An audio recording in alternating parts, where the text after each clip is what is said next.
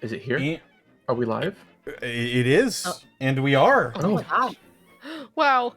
That's right. We've managed to pull ourselves together, and we'll grace the presence of the internet with another exciting episode of Gateway. Gateway. Why y'all acting like this? I'm scared now. What do you mean, Sarah? What do you know that I don't? What do you I mean? don't- What are you talking about, Sarah? I am What? not Yeah, sure what do what you you mean? are referring to. No, What's wrong, no, Sarah? Yeah, what don't do you do mean? this to me. What's no, wrong, no, Sarah? What's no. wrong? Why? I didn't do this What to are you you, doing? Caitlin. It You was don't Connor. think anything's Why are you doing wrong. it to me? Shut up! No, That's what it feels like. I didn't do it to you. Well, maybe I. You've contributed. You've Yeah, you know- contributed. yeah, Don't yeah, you you dare know- lie. You have. Yeah, no. You know what? Fair. I deserve everything I get. I've come to gracious, acceptance though. quite quickly. Thou get what thou deserves. Well, Oh god, I welcome. forgot to ask. How's the volume? The volume is fine. You're good. All right. But yes, welcome back to another exciting episode of Gateway, where we Gateway. trek through the wasteland of a post-apocalyptic St. Louis in search of another day of survival, or in this case, a bit of a mystery just beneath the surface. But before we can get to any of that, we gotta go around the horn and introduce the players, starting with Boobs McBalrog. Where can they find you, and what are you up to? Hi, hey, hello there. My name is Caitlin Elizabeth. You can find me all over the internet at Boobs McBalrog. Goodness, it's been a minute, hasn't it? What has happened? Oh my god, I don't remember what else come out. I am going to my Instagram right now to look at. Okay, Story of Seasons Grand Bazaar came out this past week, and I was one of the voiceover directors on that. I was co-directing alongside Chris Hackney, and if you play the game, you can also hear me as some of the nature sprites in that game. Well, actually, all of them. I talk to myself a lot in that game. I think I'm like 5 different people, and they all talk to each other. And then also, Shinobi Art of Vengeance just came out yesterday, and in that, I voiced Chio. Very excited to be part of such an iconic franchise. It was a very, very cool moment. Yeah, I think. Oh, and also, I am now working with a video. If any of you pay attention to my social media stuff at all, probably saw me making bird hands in a random video. I am helping out with an audio drama musical called Lunira. I don't know how much I can say about my involvement, but it is really cool. You can check out the trailer online. It is an animated trailer, but it's going to be an audio drama that has really good songs in it. And that's it for me. Well, hot damn. Very busy. cool stuff. Yeah. Excellent. And up next, we've got my very good friend, Fringe Type. Hello, how you doing? It's me, Mr. Fringe, Fringle, Hingle Kringle. You can go ahead and find me at twitch.tv/FringeType. I'm a writer and a voice actor. I stream RPGs, retro games, and horror games. A lot. I love those. I'm almost done with Abiotic Factor. It's one of my favorite build crafters.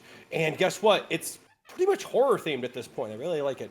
I found the TV that stares back at you. It's creepy. I like it. Speaking of creepy stuff, I'm also writing a radio show. That's a thing I'm doing. Nothing really announced on that one yet. Just talking about like it would be cool if I could do this or do that. I have some ideas on how I want to script them. But I kind of want to go ahead and like maybe pump the gas on that. Maybe like closer to the end of this year or later on. I just got to go ahead and just find out. How do I fund something like that? Where do I put it up? And then same with like my horror RPG, just passing this Christian to my friends and going like, is this good? YN? That's pretty much how I govern things. So if you want to hear me tell dumb stories, you can just go on to twitch.tv/FringeType. where I will do my utmost to entertain you. I heard from a notable source that I am funny. So give that a try, if you'd like. All right, that's The me. reports are in. Have I achieved comedy? Perhaps. Oh, take it. I'll take Allegedly. it. It's not a confirmation. Allegedly comedian. All right, and up next we've got Sarah.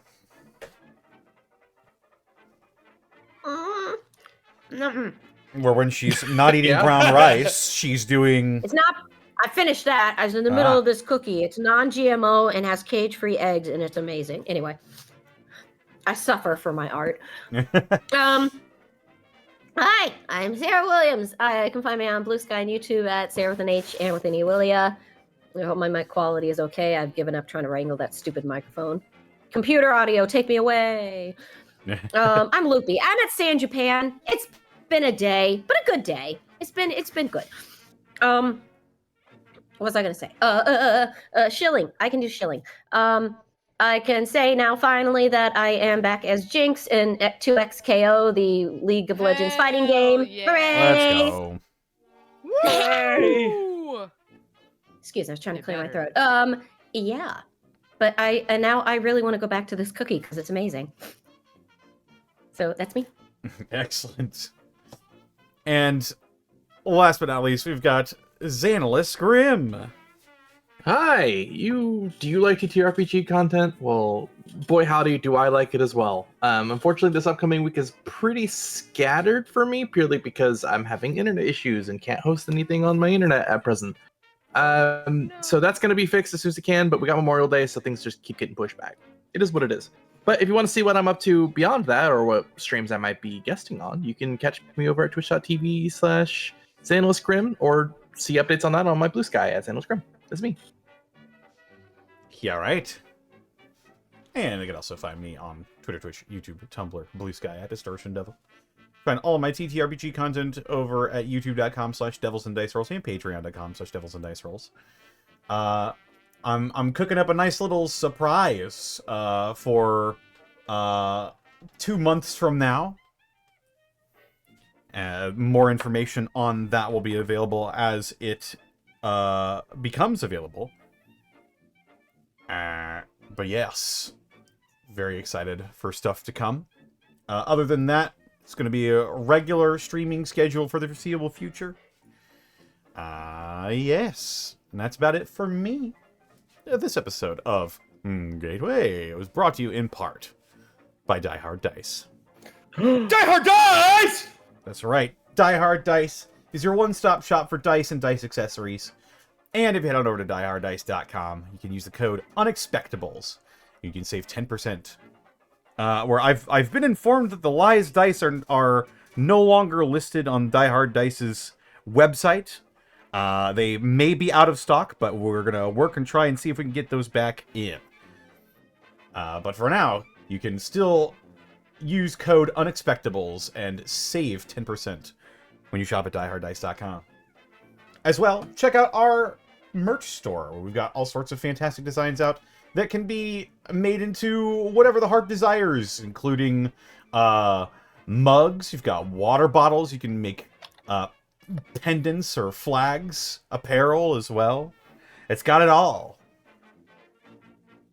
And of course, we'll be having more designs coming down the pipeline before you know it. And as always, we could not do this week in, week out without bits and subs from viewers like Papusa Monkey. Thank you for the 51 months, the 1,000 years of Gateway returns. Indeed, it does. Are you ready to get into it? Hell yeah, Return of the King. Let's go! Let's go! Has returned.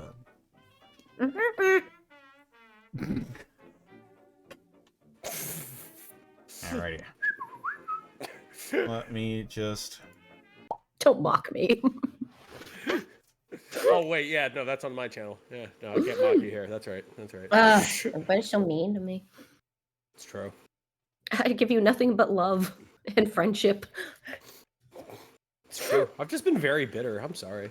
No. Now I feel bad. See, why you do this? And now I feel bad, man. Because my mom trained me in the expert art of Irish guilt. Ah. The guilt skill tree. Oh.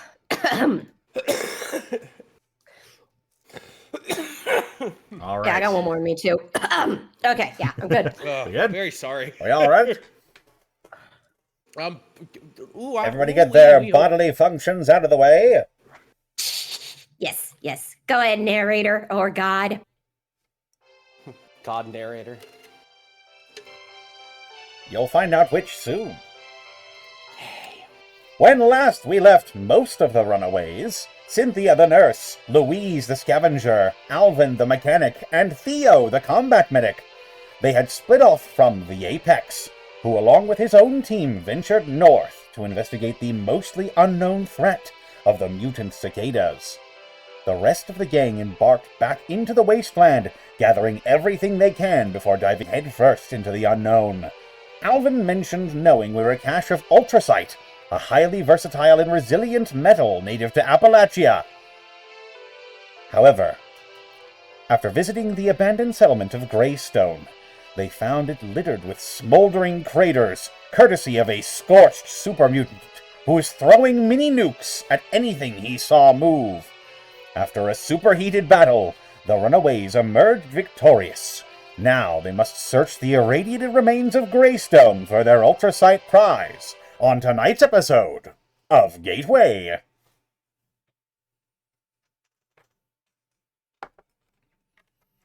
And indeed, as the smoke and dust clears after your battle with this, even for a mutant, grotesquely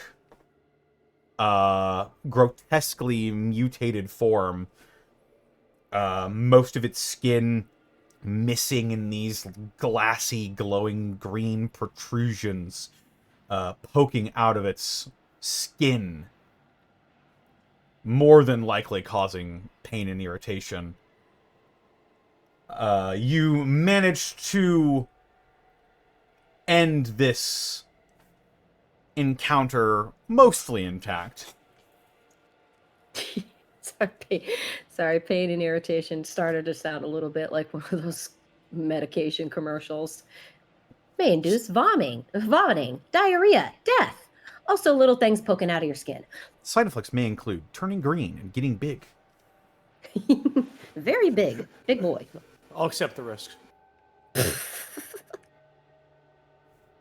Big me. But yes, as the dust almost literally clears, as there had been quite a kick up from this encounter. Things are mostly quiet now, and what do you do? Well, yeah, I mean, it's irradiated still, so I assume me and Theo kind of gotta stay in the car. More than likely. More than likely. Yeah. I'd Yes. say. I mean, we were originally here looking for the. Oh my gosh, what's the name of the thing? Ultrasite. Ultrasite. The special Okay. metal thingy. So I feel like Cynthia's probably going to wait for Alvin, if Alvin has fully recovered, to kind of point where things might be, maybe. That's where we ended. Yeah, I can go ahead and do that real quick. I'm trying to remember, Fringe. Did you take any damage that fight? My armor got trashed, I think. Hold on, let me check. Yeah, I recall you taking a kick from the super mutant. Yeah, my armor's trashed, but I myself am doing good. Okay. Then I guess Louise will sort of wave her hand and be like, "You guys are all good. We'll wait for you here, okay?" That's good. Sounds right. I'll dust off my legs. All right, this way. Oh man, yeah, this way for sure. We'll start there. This is where we'll go to where me and Jet were living up at. We lived across from each other. I'll be flying blind here, so I'll be relying pretty heavily on your memory of this place. Although it doesn't look like there's a whole lot left to go off of that might look the same still. I'm still mighty sore that this place is irradiated by that big Mother Hubbard, but also, oh my God, scorched. I heard about him, but yeah, it's like a ghost story came to life. Oh hell! All right. Well, I'm just hoping I don't have much more fight left today. I've taken enough damage, and we don't really have the equipment to patch me up here. yeah, no trouble. I'll tell you what. If it gets way too hairy, we'll go ahead and fall back right away. Okay? Right. All right. This way. We could probably save some time cutting through here. Sounds good to me. And, searching through, I mean, Cynthia's gonna have a pretty sharp eye for one, anything that's moving that might be trying to fight them, and two, anything of interest left behind, since it seems like everybody here has been taken out. Any signs of life and anything valuable.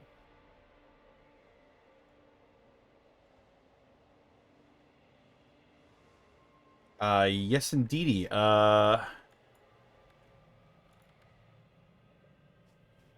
In regards to signs of life, there does not appear to be much.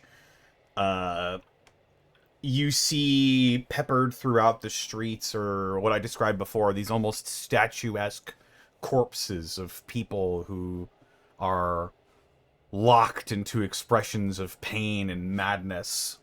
But from what you've seen, most of them appear to be inert.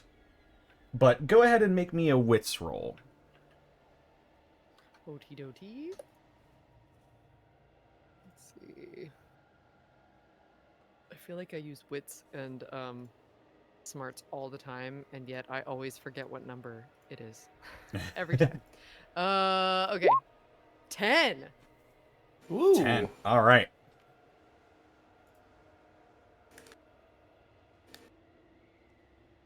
Give me 1 second. Just gotta... There we go. Get that number up to date. Alrighty, a 10. As you're looking around and noting these different apartment buildings or complexes that appear to be remaining after whatever occurred here, you're not quite sure. You would have to hazard something to do with the super mutant. As Alvin leads you through the ruins of Greystone, some of these places appear to be mostly intact. It's sort of a all or nothing sort of event that has occurred here, where something is either completely destroyed or is perfectly fine. And Alvin points out where he and Jet used to live. You do see, Alvin, one of these places is completely destroyed. However, the place where you and your family were at remains intact. Well, good and bad news. Bad news is, I think, yeah, Jet's place got smashed out by probably that big guy. Good news is, my home's still up and standing. If there's a clue as to where the ultrasite is, that'd probably be my daddy, because he helped forge the place and everything. Might be a journal, notes, holotape maybe? Cynthia, with your 10, Yeah. you look around and you start to pick up on strange details that maybe tell a story about what happened here. Okay. Just scattered about, you find objects that look like they're out of place. You find a billiard ball that appears to have been completely smashed and shattered into the side of a building. You see what looks like a cardboard tube that has just been completely filled up with these metal rods. Okay. Just all sorts of different crap lying around that appears to be out of place. And when I say out of place, I mean like they've made like a miniature crater where you suppose they've landed. Oh. So these random objects were used as weapons? That is what you could surmise from what you're seeing around here. Does it seem like the super mutant that was just here was the culprit of that? Like able to throw things that hard and create that kind of dent? That could be a possibility. You don't think it's just random debris from an explosion, however. Yeah. Okay, looking around, where are these craters with random objects? Are they centrally located? Were they thrown from a specific direction? You see in front of the house that Alvin is taking you to, there appears to be an open window that leads into the lower level of the apartment. Okay. There's an open window? Yes.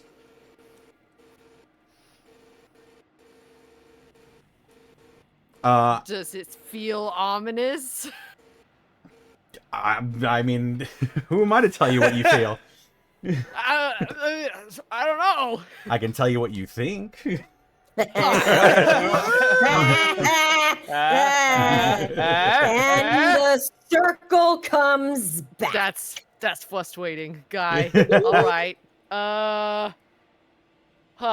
Okay. Do I notice anything on the frame of the window? Like, did someone enter? Is the window just open? Does it look like someone pushed it in? Does it look like someone was breaking into the house or what? Do you get closer? Yeah. Okay. But safe, but like safe distance, you know? Gotcha. You maintain a safe distance from the window, and you just sort of get on your tippy toes. You look in. You do see a form slumped inside. Oh no. Is it breathing? Nothing is moving inside, but you do see a large, humanoid figure that is slumped on the floor. Alvin, there's something in there. People-shaped. I'm gonna try and take a look, but just be ready. Yeah, no trouble. Where she's looking at, is the slump body in my old home, or is Yes. it in a different? Yeah. You are in front of your old home in Greystone at this moment. All right. How do you want to go ahead and get on inside? You want? I don't want to get inside yet. I just want to take a look. I need you to be ready in case anything happens, all right? Yeah, no trouble. I'll crouch low and I'll spare him. Cynthia's gonna sneak over there and take a closer look, carefully. I'm scared. You lean in, and it's pretty horrific what you see. Sprawled out on the floor currently missing his head. Appears to be sort of a portly, masculine figure. Head is completely missing. In its place, you see what looks to be a thick mass of concrete attached to some rebar that appears to have just been slammed into this individual's head, just completely knocking it in. However, next to this individual, you see something that is a bit of an interesting sight for you. Uh-huh. It's a large heap of metal that looks like it came right out of a mad scientist's lab. It's kind of rusty. It's got a bunch of slapdash parts on it that look like it doesn't make sense. It does appear to be a weapon of some kind, however. Do I recognize anything about it? No, you probably wouldn't. Okay. Is there actually, Ooh? go ahead and make a smarts roll. I would love to do such a thing if it doesn't fucking betray me. Sorry for the swears. What am I saying? Of course it's a 6, but that's fine. Not that you would be able to tell, unfortunately. Great. Sick. You know what? I'm happy it was a 6 now, because maybe it won't be... I'm not going to say that out loud. It looks large. It looks large and heavy. It looks like your average person probably wouldn't be able to use it well. Okay. Is there anything else inside around it? Does it look like something big enough to move it has been in there? The place inside appears to be in a state of complete disarray. If you lean in, do you lean in and see through the window at this point? I'm going to be listening very intently Okay. and looking very sharply, but yes. Fortunately for you, you don't see anything or hear anything untowards. You see a spot where maybe a couple of scuffles might have taken place, but you don't see any bodies. Other than the one that you found previously. How red is the blood, or is it black? How fresh is this kill? It does not look very fresh. Okay, so it's been here for a minute. Bugs and whatnot are going on it? Probably. Although they were likely scared away if there were any bugs from the sound of explosions happening. Yeah, that's fair. That's fair. Okay. You know what? Cynthia's gonna not climb into the window. She's gonna try the door. Okay. Carefully. You checking go for over, traps. try the door. It's locked. Of course it is. Of course it is, Connor. Because that would be simple. That would make my life easy to know that I could enter through a front door. I mean, you've got an So open I- window right there. I'm aware. There is a whole open I will window. then What are windows if not doors? Don't you know? Doors that when require a a door, dex check. when one door is closed, a window is open. I break an entering through the window. Let's go. All right, you B&E through the Happy window. Saturday, do crime, but don't. Indeed. You step in, and now you've got a much better lay of the inside of this building. Probably looked quite nice before the war. It's just a small little apartment, 2-story. It seems that space inside of here was cleared in order to make firing lines or things more accessible for a fight. This does not appear to be a lived-in space anymore. Got it. Okay. Getting in and getting close to the body now, you inspect the corpse of the portly man. a bit more, and with your medical knowledge, you can see that he's got some quite severe burns on one of his hands. Okay.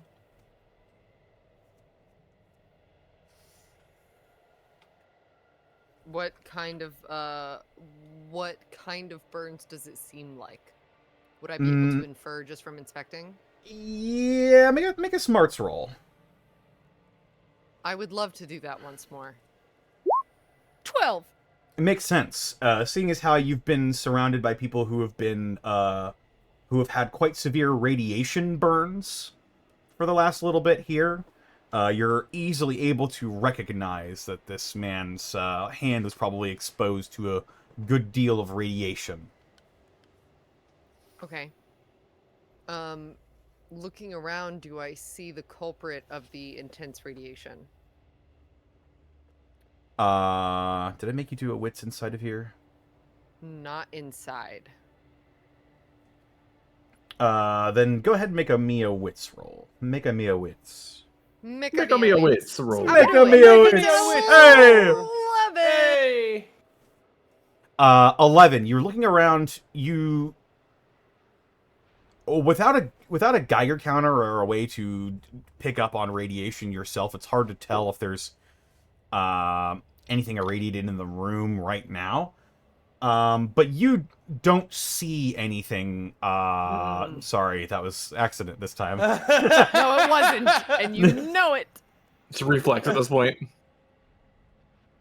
To your eye, you're unable to tell if anything in this room is irradiated. However, you do, once again, this body is proving pretty interesting, see what appears to be a pile of just crap, of just stuff next to this dude. Okay. You've got, like, golf balls and teddy bears and bits of bone and rock. What? Is there any, like, rhyme or reason to why all this is here?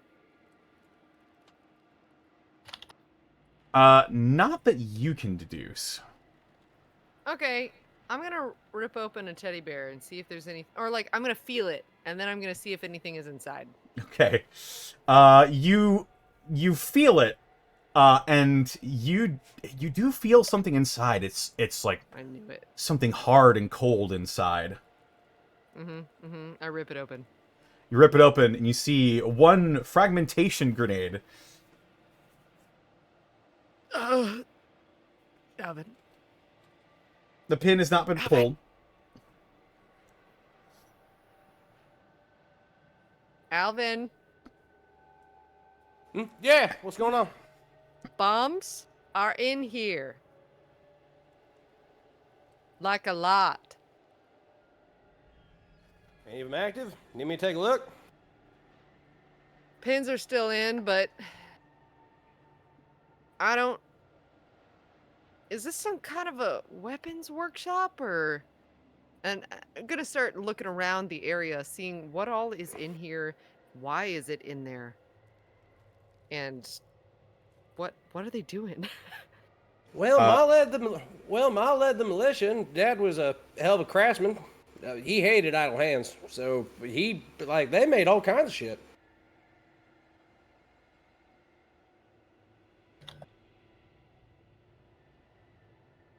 I'll tell you what, you want me to go ahead and crawl in there, or you want me to stay outside here?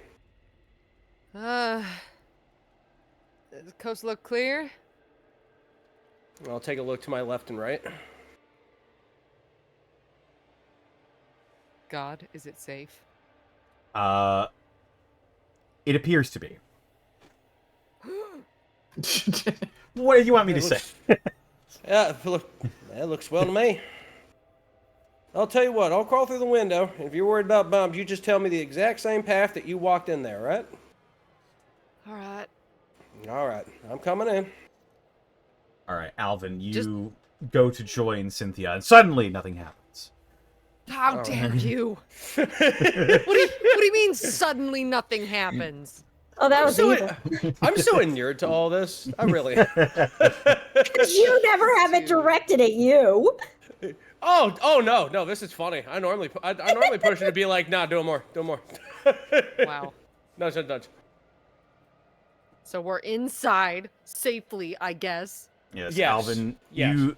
you re-enter your old home, and it definitely feels different than the last time you were here. You were probably also much younger, but this is definitely, you see, everything that was here appears to have been completely picked clean, other than for a few tables that appear to have been overturned and made for cover and a firing line.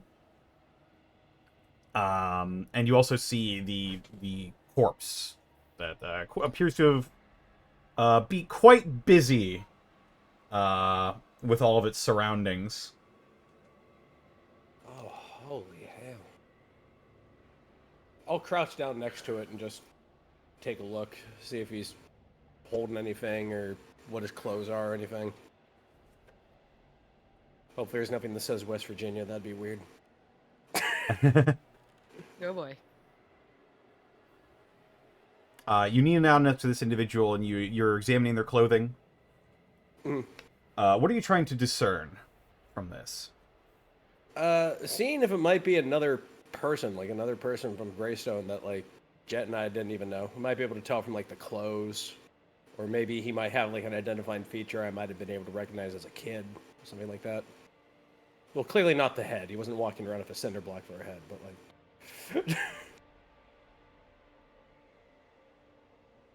Go ahead and make me a wits roll. Gotcha.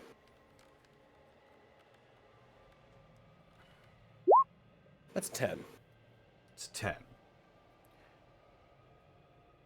It's been a while for you, but you focus as hard as you can, and you remember a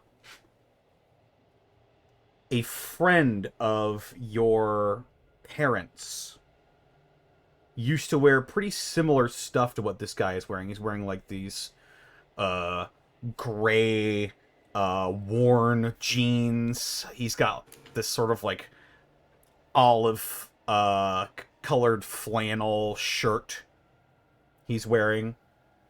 And although his skin is sort of starting to gray at this point, he's got a bit of a darker complexion that you recognize. You're pretty sure that your parents called this man Bill. He appeared to have been a friend of your father's.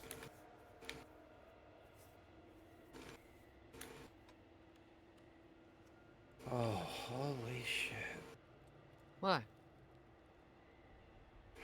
I know this guy.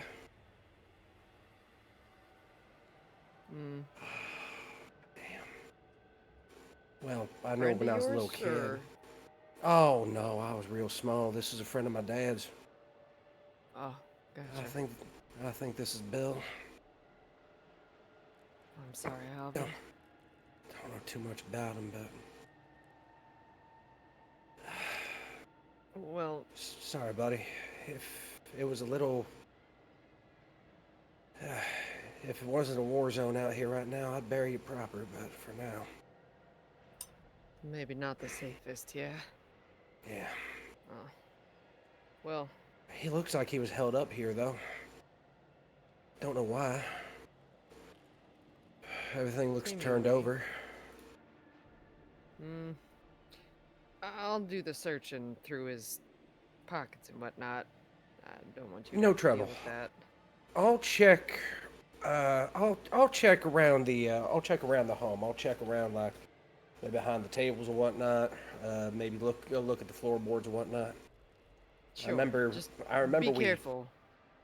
Oh, of course. When we were kids, we hid under the floor, so maybe something there too. Don't know. Likely so. Alright. She starts going through his pockets. Okay. And I will search the environs. All right. Alvin, go ahead and you can make me a wits roll. Gotcha. That's a 7. 7. Okay. And Cynthia, you find not much.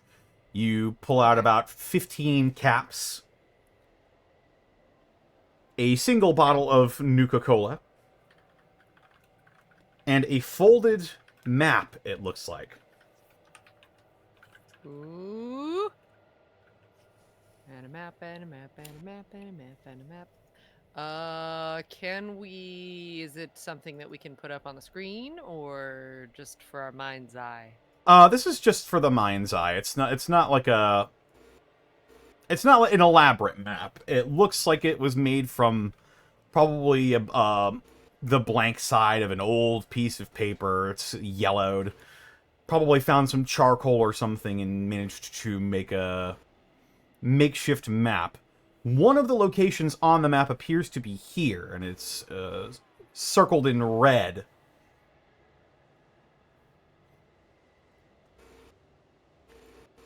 Could you paint it one more time? I'm so sorry. Appears to be Greystone, where you're at right now, Okay, is what I meant. Okay. Got it. Okay. And then following some rough drawings of the Missouri River, you're able to detect that the other notable location appears to be Boulevard Heights.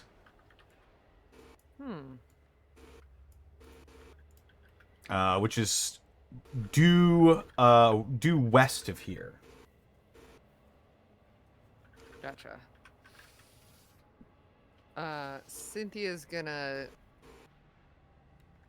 whenever she gets to Alvin and he's done, she's gonna pass off the caps and the bottle of Nuka-Cola to Alvin. No point in her keeping that if that was someone he knew. And you said due west? Yes, Is it looks like okay, there's okay. it looks like there's a trail Got it. leading this way. I don't know if you can hang on. Let me go ahead. Oh, okay.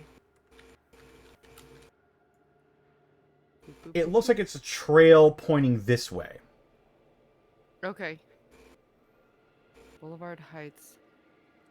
Boulevard Heights to Greystone. There's a trail leading here, but... Now, if this is where he came out... She starts looking around the room. Is there any type of underground tunnel in here? With everything that you've seen and searched for up till now, doesn't appear like there's like a cellar or an underground, anything really. Okay. All right.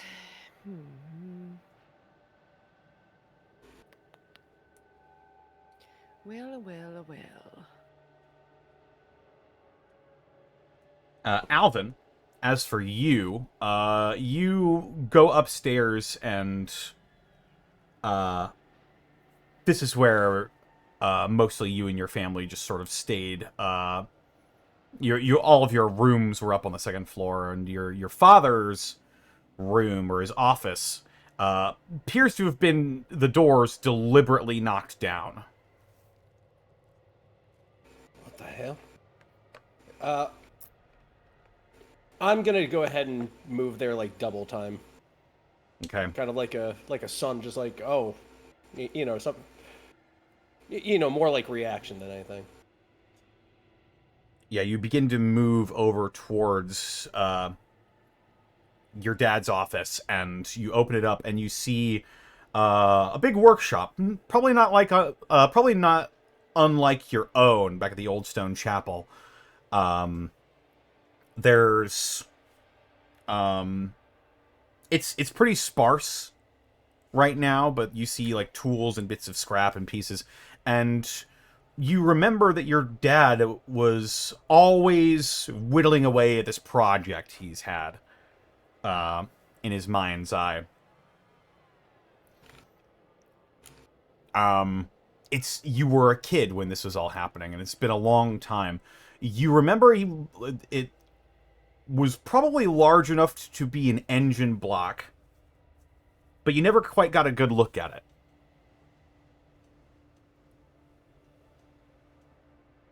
However, that large object is no longer in this room. A secondary door to where it looks like there is a big, like, display case appears to have been opened as well.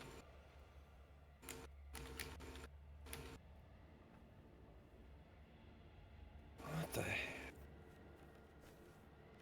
Huh? What the hell? I'm gonna go over to like his work desk and whatnot and check the drawers, check to see if there's like any place he'd have a lie down. I'm looking for any notes or schemata or anything he has. Also, you said scrap. I'll take some of the scrap. Yeah, you find about 3 handfuls of scrap here. As you're looking around in your dad's office, go ahead and make me another wits roll.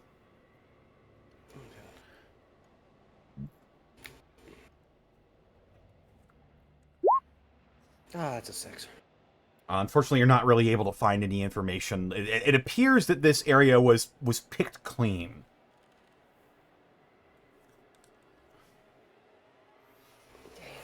Does this look like the work of like scavengers, or does it look like somebody deliberately came here to like grab something and then just remove all evidence of the thing being here?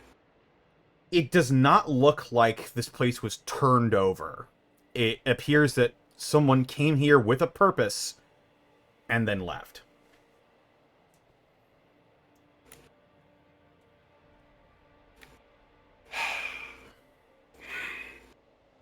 Cynthia, downstairs you'll hear a light thump as you hear Alvin just do like a light punch against the wall.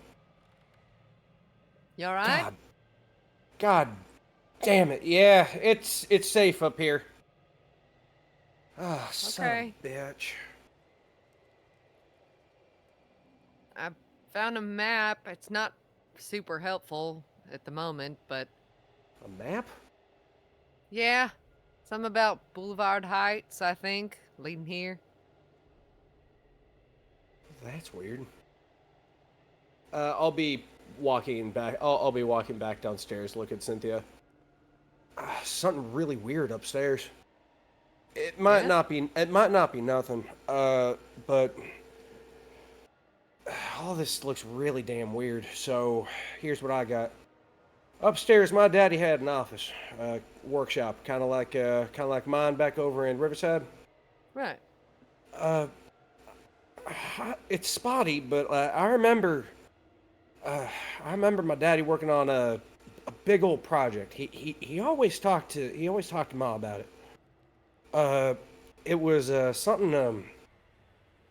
I can't remember what the hell it was, but I guess it was kind of like like an engine block or something. I was a kid. It wasn't.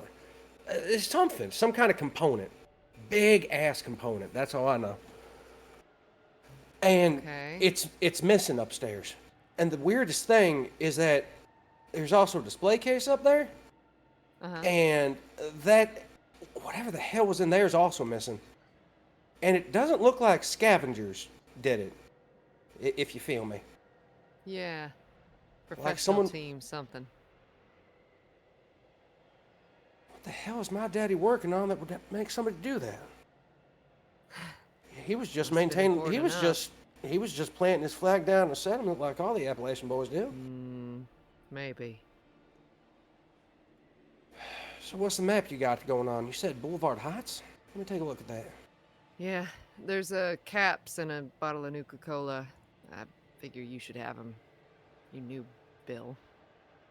Oh, Bill had them? Yeah. Well, he'll raise the bottle like to Bill and just give a short sigh. Put it with his tool belt. Hell of a time. No kidding. All right, let's... Wait, how long do you have to be in this area? With all the radiation and whatnot. Shit, the radiation. God damn it, yeah. Yeah. You took Sorry, I was feeling myself. I didn't know this. You took a Rad-X before all of this. I'm pretty sure. I did. Yeah, I don't remember how long they last. They last for a little bit. You should be fine until obviously don't linger. Like probably staying for a few more hours will be bad, but Okay. Okay. yeah, Got it. you should be fine for the moment. All right. Well, I'll let you take a peep at this, and I'll look through the rest of the house. All right. Sure Maybe there's you some might be able to corner find we've something missed. that I didn't. And if you want to take a look at that big hunk of whatever that thing is, the weapon looks slapdash a little bit, but just be mindful there are grenades in everything here. Yeah, no trouble. Yeah, you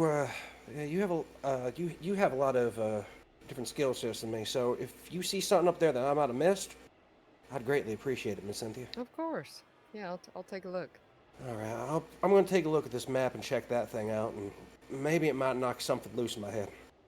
Righto.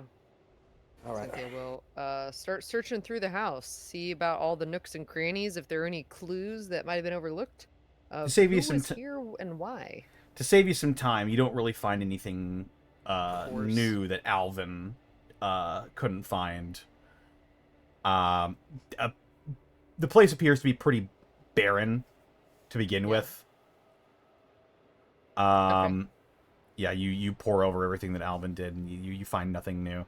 Alvin, you look at the map.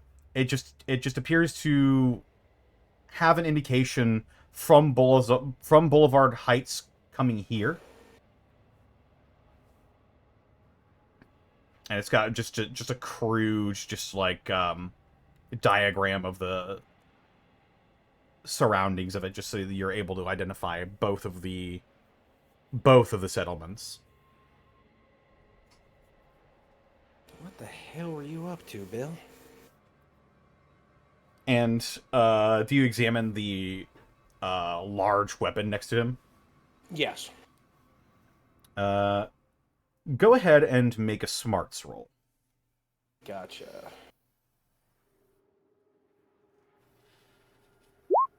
It's a 9. You're looking at this thing, and you think about your dad's project, and flashes of it begin to go through your mind as you examine this thing. Those flashes of memory begin to line up with this thing's design.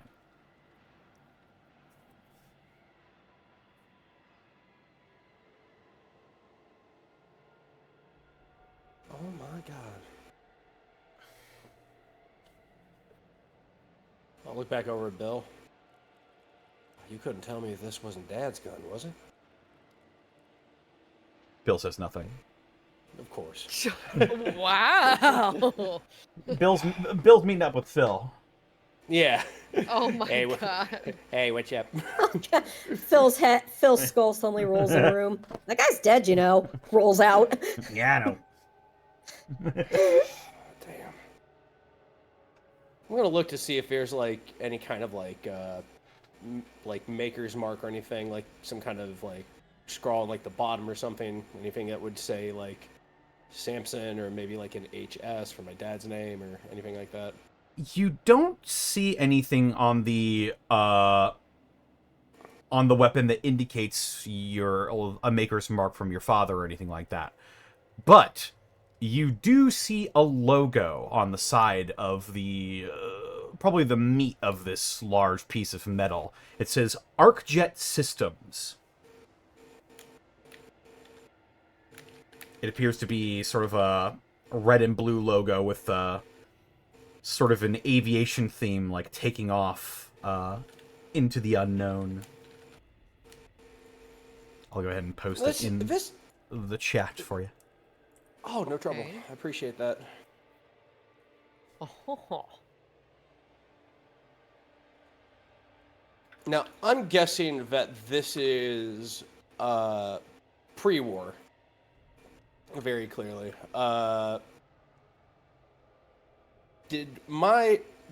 Just remembering stuff, or I can make a rule for this. Was my father ever a fan of this particular system company? You don't know if he was a fan of this particular system or company. But with your 9, this object, whatever its previous function was, appears to be heavily modified. You can tell that right away that this is not the original design, form, or function of this device.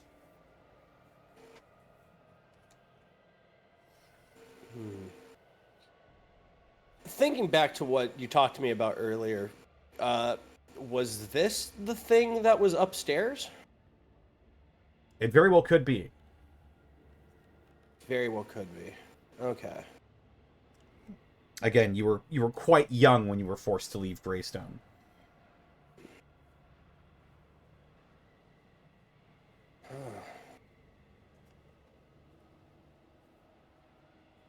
All right. I don't suppose you'll mind if I take this. I'm thinking this might have been Dad's. Damn it. All right. I'm going to go ahead and examine it for just a couple more minutes just to see, like, okay, this thing goes in here, and then this thing looks like a trigger. I'm not going to fire it, but, like, just kind of get, like, an understanding of the device. Okay. You lift it up, and it is heavy. What's your body currently sitting at? 2. Plus 2? Okay. You can it's heavy. You can wield it, however, but you're betting someone not of your particular strength probably won't be able to wield this. It is a large weapon. As you examine it closely, it's oddly enough got a lot of similarities to the Magcaster from what you've seen. There's a little interesting. There's a place, a sort of a chamber at the on top of it, a large chamber, almost the shape and size of like one of those mail tubes. Yeah. That opens up and allows for things to go into it.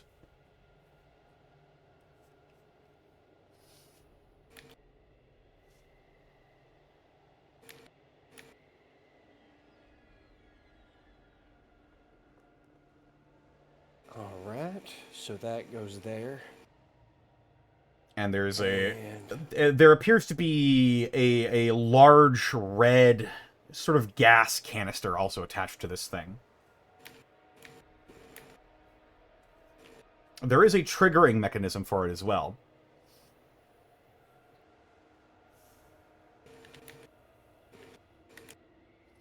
All right. Checking to see if the tube is empty. I'm just going to go ahead and just keep examining it. All right, so that canister has to go with pressure. And then this thing has to probably activate that thing, which would go ahead and send a bunch of air pressure this way? Maybe? I'll give it like a light squeeze. After You pull the examining trigger? that there's nothing in it. Yes. I I did check that there's nothing in there. Louise and Theo. From outside, as you're I don't idling like in the that. car, I don't like this. That You makes s- me nervous. you suddenly hear a What? as Jumps to your seat. The fuck? a brief but loud explosion like a cannon erupts from further into Greystone's ruins. Alvin, it takes all that you are to not be thrown off your feet by the firing of this mechanism. And Cynthia, you absolutely not just hear but feel the shockwave from this thing firing. It's I almost don't comedy. like it. Just sort of gapes in that direction without looking at Theo. Dragging dragging my boots across the floor. Like pure elation on Alvin's face. What? Whew, is that? damn! So, you're alive, I'm gonna take it. Oh, yeah, I'm okay. Any kind of warning on that would have been awesome. I did not know it was going to do that. I thought it was going to be a light pop. Didn't expect the boom that sounded like A God light roaring. Pop? I'm glad I'm not human. That might have burst my eardrums. In the car.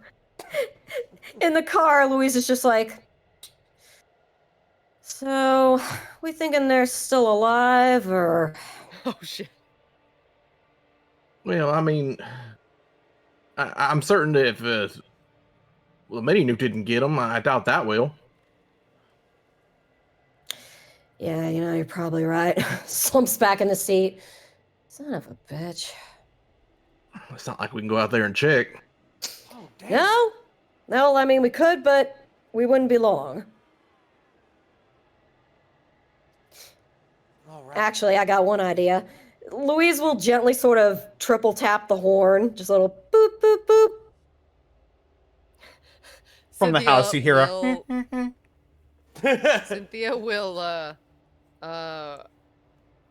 run out of the house, try and get within eyesight of the car, and just like thumbs up, and then go back in. Yeah, you see Cynthia get out of the house, hold up a thumbs up. Okay. And truck it. Well, suppose that answers that. Oh, dang. Okay. All right. Well, sorry, Cynthia. Scientific method? He gives like a meek, like, my bad kind of smile. It's fine. I'm pretty sure this is one of the things my dad made. Oh, any idea how to... Wait, how heavy is that thing? Oh, damn big. Damn big. It's pretty weighty, but I can go ahead and just shoulder it just fine.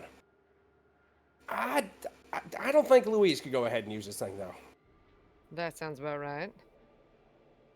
But I think I figured out how it works. So, so this thing right here, you see the top of this? It kind of looks like a kind of one of them that are weird madcasters that the archers have. You throw stuff in here, and this thing looks like some kind of tube. And then you go ahead and close it up there. And then this red gas canister has a trigger mechanism on it.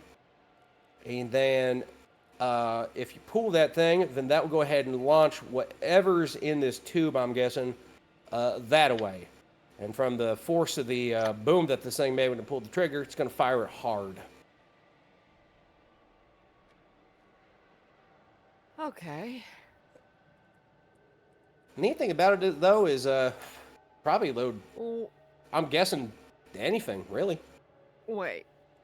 Cynthia is trying to put the pieces together. Is that thing launching these grenade-packed things that are blown up? As you look between this large device and this pile of random junk, it begins to click with you that maybe the method for this is more similar to the Magcaster than you previously even thought. Oh, okay.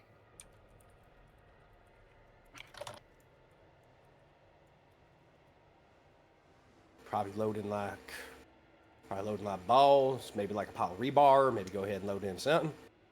Damn thing looks durable on the inside, though. I'm thinking there's something, and nothing you can't go ahead and throw in there. If it can fit in that hole, it can go ahead and be fired out. Huh. In many ways, that's kind of ingenious. A good way to have ammunition in a place that might not have much.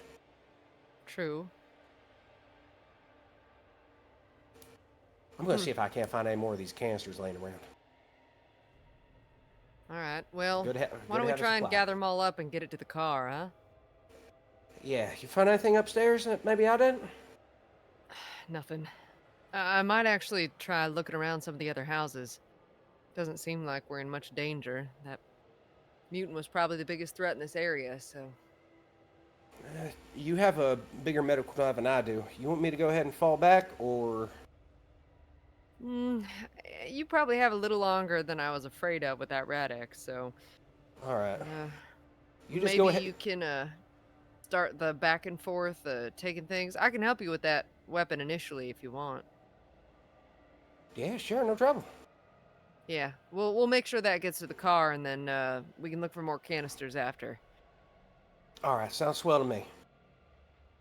Oh, also, when I walked up there, Papa had a bunch of scrap laying around. I threw it in my Yeah. tool belt, but you and Louise might be able to go ahead and divvy it out for your mad cashers. Oh, not a bad idea at all. Well, no, you keep that for now. You can give that to Louise, and I'll search for more scrap as I'm going around. All right, sounds good. Where are you going to be heading up at? Uh, anywhere you think that blue stuff might be? Let's see, if there's no clues up here, but there's a hell of a mystery. Bill wouldn't have come here out of nothing, I don't think. Probably not. Really weird that Bill's here. I'll tell you what. Across the street, that rubble was Jet's place. I mean, I can look in the rubble after we dropped off the weapon, and Yeah. any standing buildings. I'll try and see what kind of equipment's left behind. But if this place was picked clean, they might have gotten everything. But we'll find out, I guess. Connor, was there any like storehouses or any like commons area or like any other workshops or whatnot around Greystone that might have remembered where they were as a kid? It seems like anything that might have been like that was either taken over by the super mutant and almost completely destroyed, or is just not in a state where it's navigatable anymore. For the sake of brevity, I will say go ahead and roll me, Cynthia, a wits roll as you're looking through the rest of these. The 3, 2, 1. 7. Okay. There's likewise not much left here. It seems like this was sort of a no man's land for a little bit.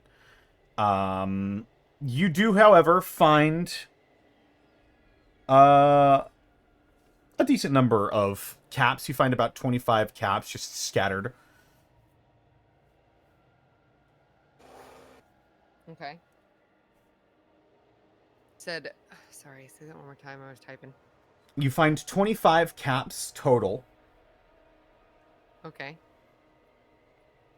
You also find just some miscellaneous ammunition scattered about that's left unspent. You find a couple of magazines that look like they would fit an assault rifle. Yeah. Yeah, many? you find two, enough for 2 reloads for an assault rifle. You find 4 shotgun shells. And you also find 3 more grenades. Wow. Yeah, these are fragmentation grenades. Frag. Okay. And Alvin, you don't find any more gas canisters laying around here. It seems again that this place was picked pretty clean. All right.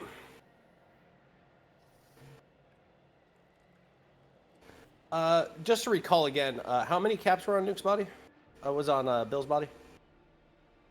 I believe, did I say 15? It was 15. Yeah. 15. Okay. I'll keep that. Yes.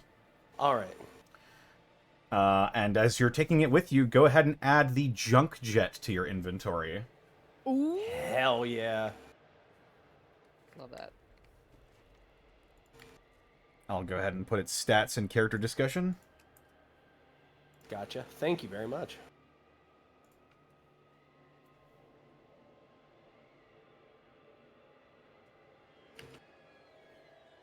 All right. And I'm assuming you make your way back to the car at this point. Yeah. Yeah, if everything's been picked clean.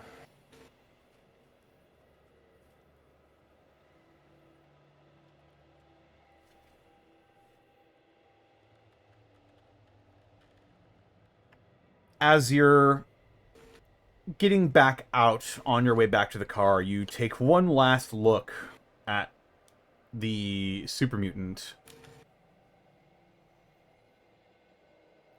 Just completely overtaken by these crystals.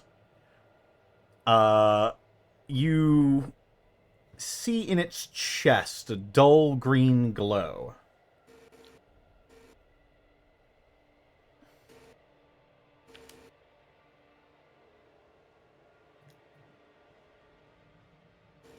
Wait, hang on, Dick. What's up? Something in that super mutant's chest is glinting. Let me take a peek. I Here, probably let have me the best follow with you. experience of getting things out anyway. Yeah, no trouble. I'm gonna look over your shoulder while you do it. Something about it. Cynthia will attempt to dig around in there and see what that is. But And you're very digging carefully. around. Rooting around. You're not an expert on the the super mutant anatomy, especially with one as heavily mutated as this guy. But as you go digging around, you see what looks to be quite clearly a rather large wound that has been healed over. That's where the dull green glow is coming from. Okay. It was not a clean heal either.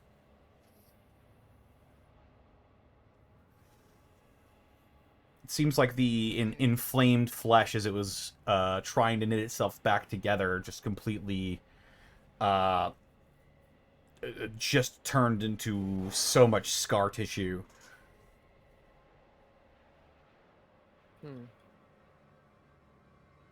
Okay. Interesting.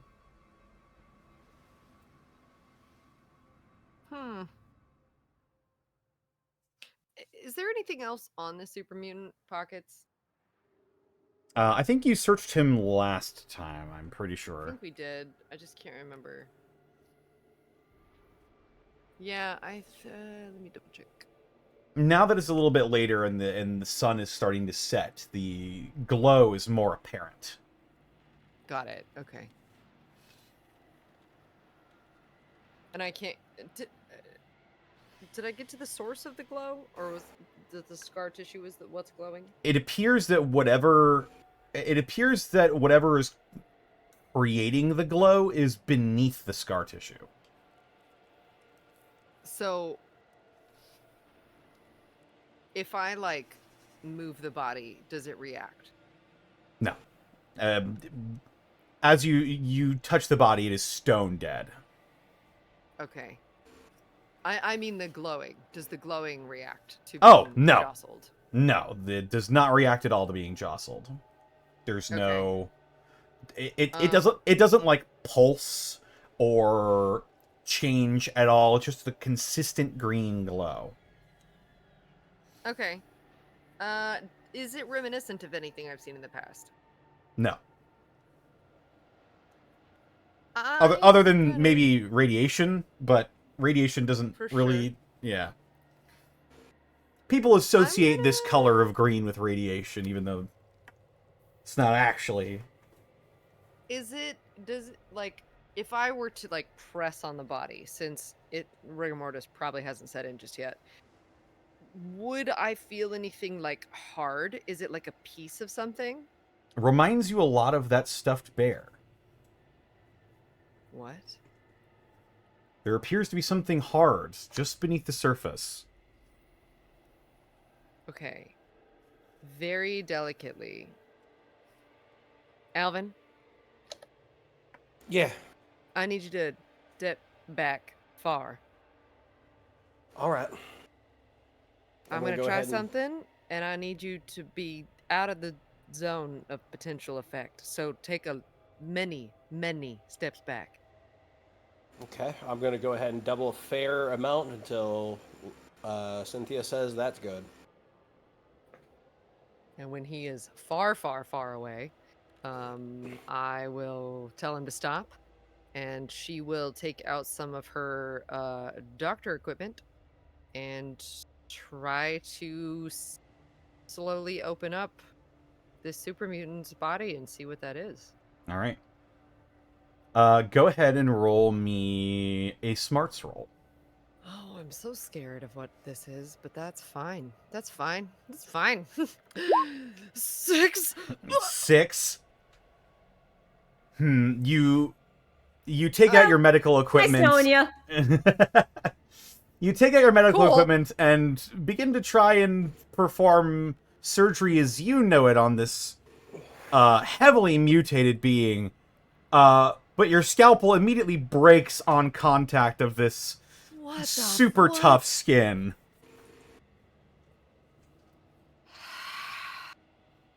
Well, that's annoying.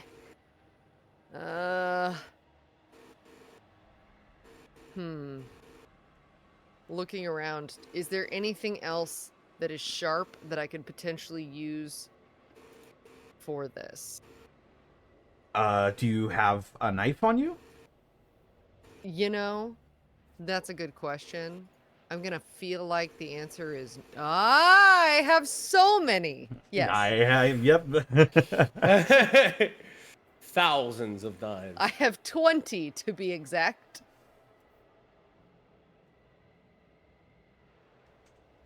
So yes, I will use my knife. One right. of my knives. And You pull out a goes. survival Do I knife get and it? go ahead and make the re-roll that smarts roll for me. That sounds great to me. I'd love to do that. Wee 7. 7? Okay. Sorry, It's- you got so excited, just like, wait, well, it's still look okay. It was immediately deflating my joy. I was It's- literally just picturing a long stream of just like, all right, next knife, bang, ow, shit, ting, bang, damn it, ting, It's- god damn it. It's a little bit of a process as you're Yeah. carving open this super mutant's hide. As you make the incision, you immediately see glowing from inside. It appears to be some sort of greenish-colored rock of some sort. You Okay. open this creature up, but unfortunately your unfamiliarity with this creature's anatomy causes you to make a few mistakes, and it seems like some smaller pieces of this rock will break off and become unusable or inert to your eyes. Okay. Okay. But you do end up pulling out probably a fist-sized chunk of this rock.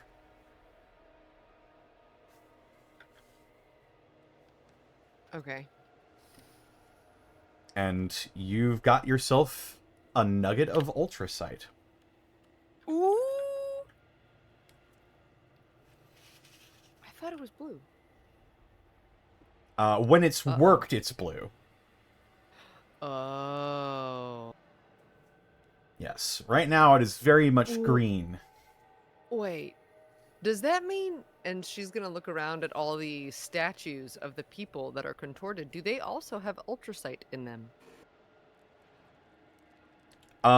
It appears to be some of that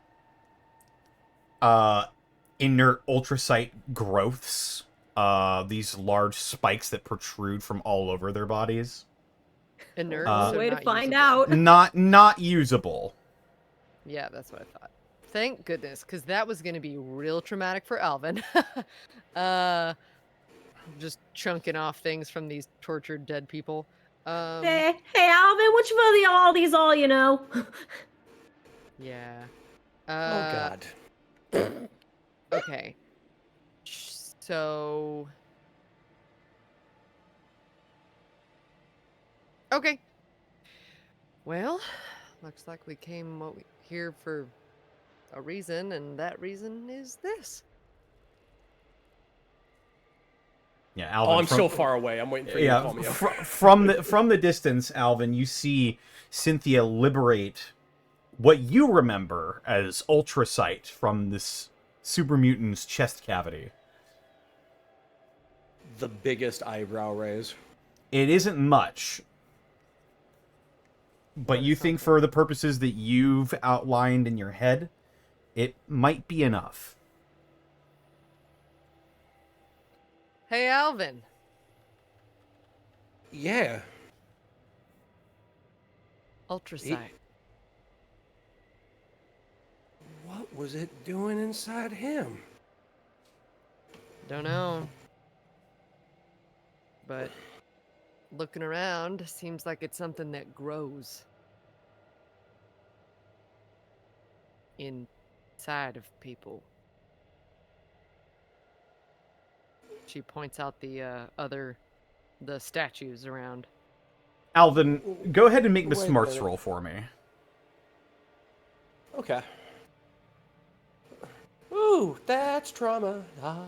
Let's see. Roll 13.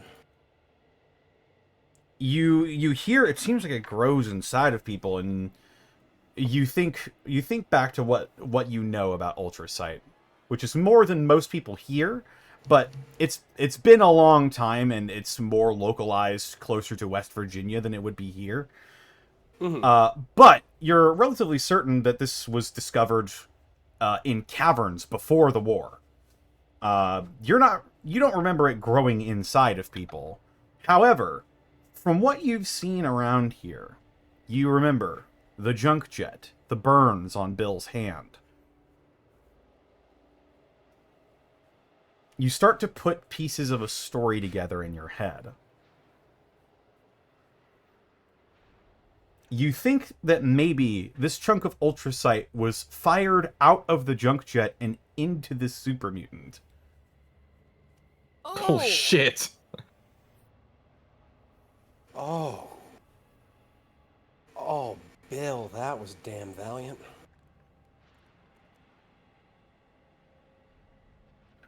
I'm thinking ultrasite. They found ultrasite in caves in Appalachia. It don't grow inside no people, but Oh. I'm thinking Bill found one of the last pieces of ultrasite in Greystone, made a last stand in Dad's house, and Didn't used make Papa's it junk out. jet and fired that piece of ultrasite right inside this thing. Wait. But if that's the case, that super mutant wouldn't have been able to get inside the house, would it? How did Bill's head get smashed? Huh. That's a damn good question. If he was fighting a super mutant, that thing is not small. And if the door's locked and only the window's open, then what's that about?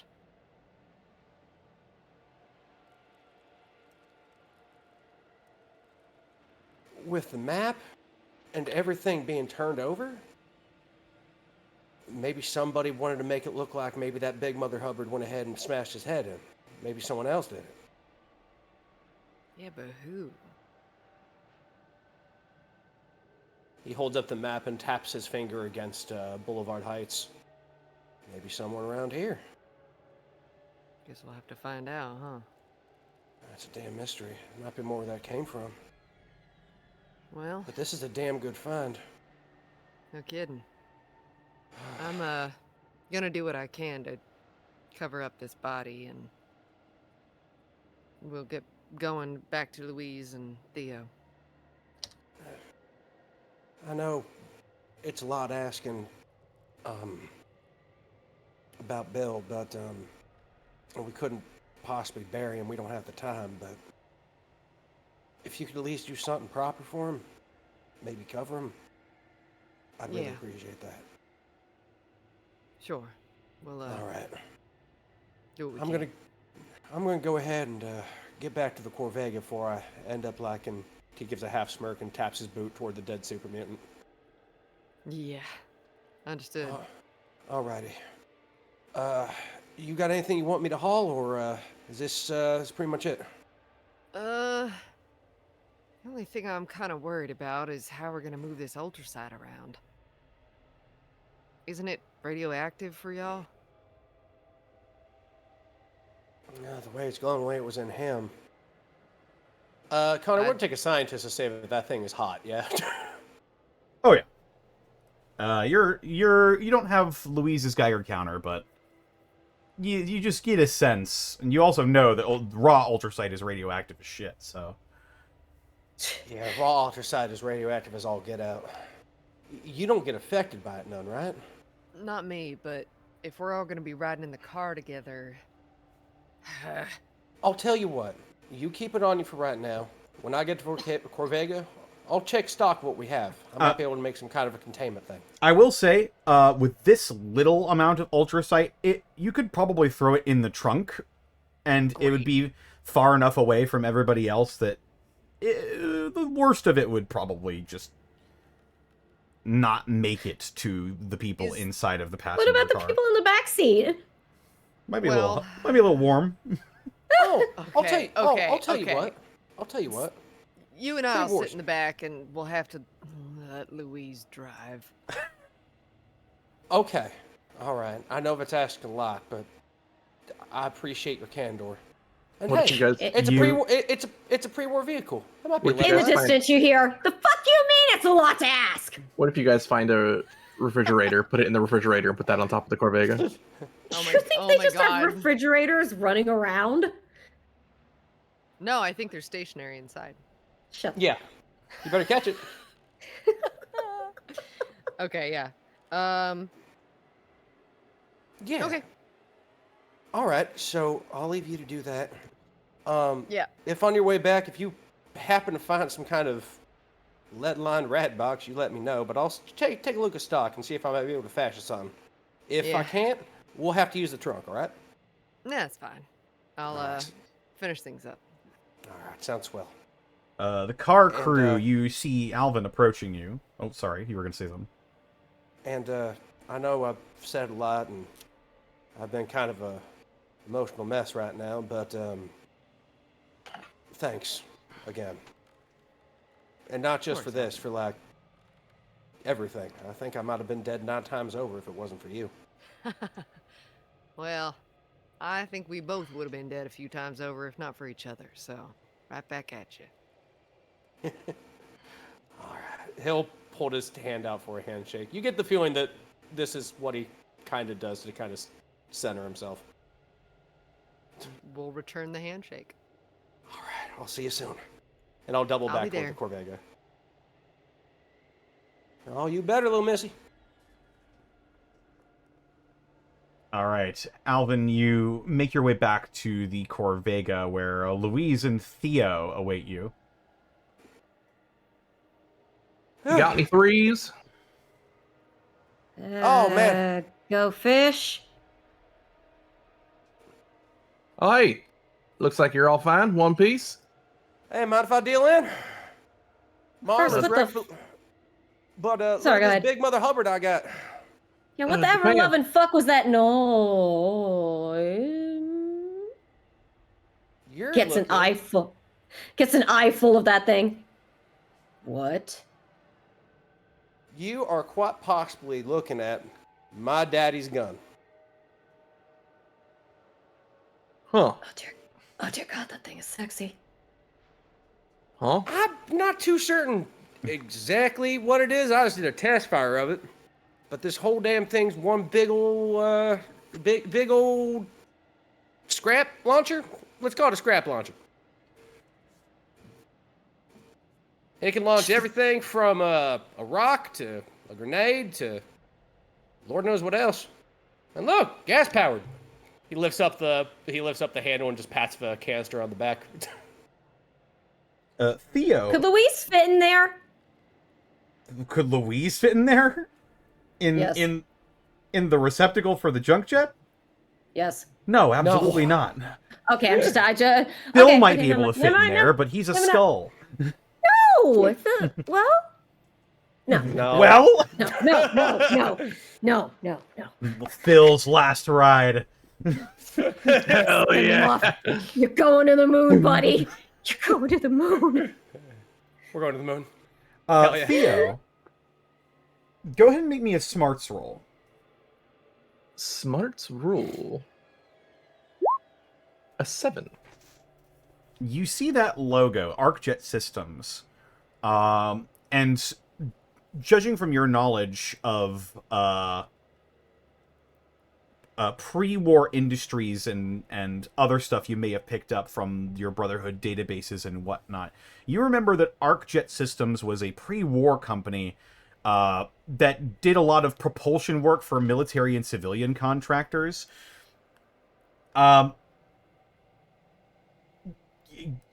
You hear that this was refashioned into a weapon, and you realize that Alvin's father probably had knowledge of rocket engines.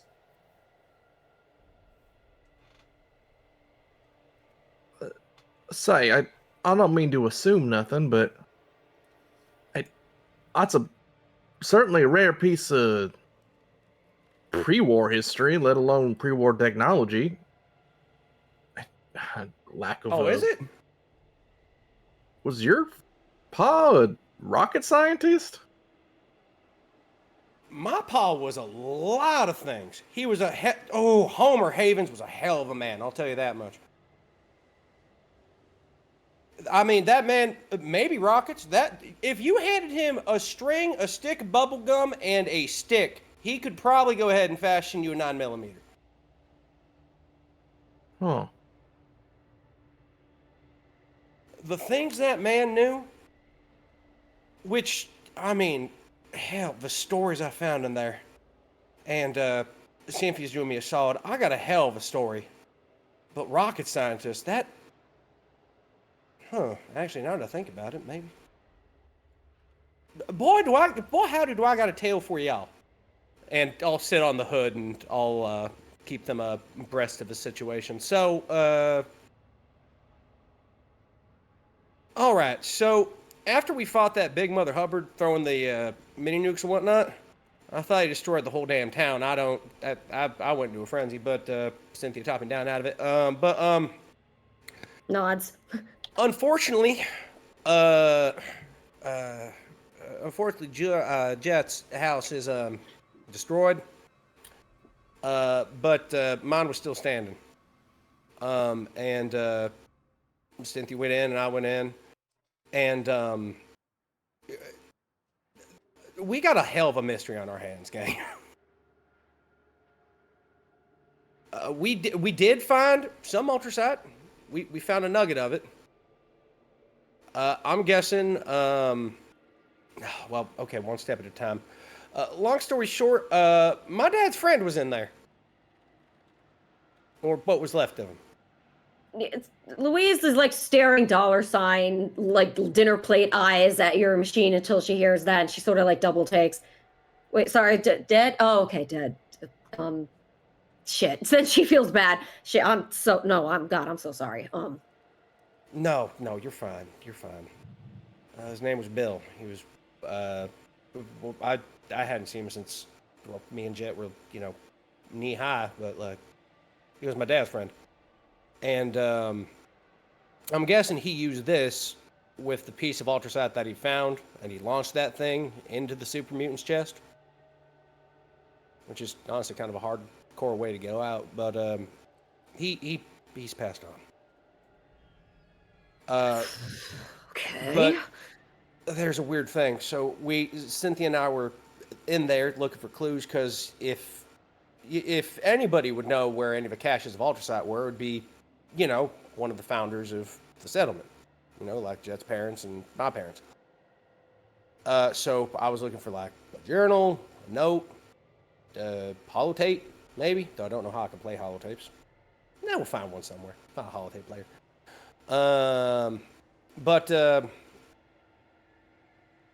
So upstairs, my dad was working on some kind of a project.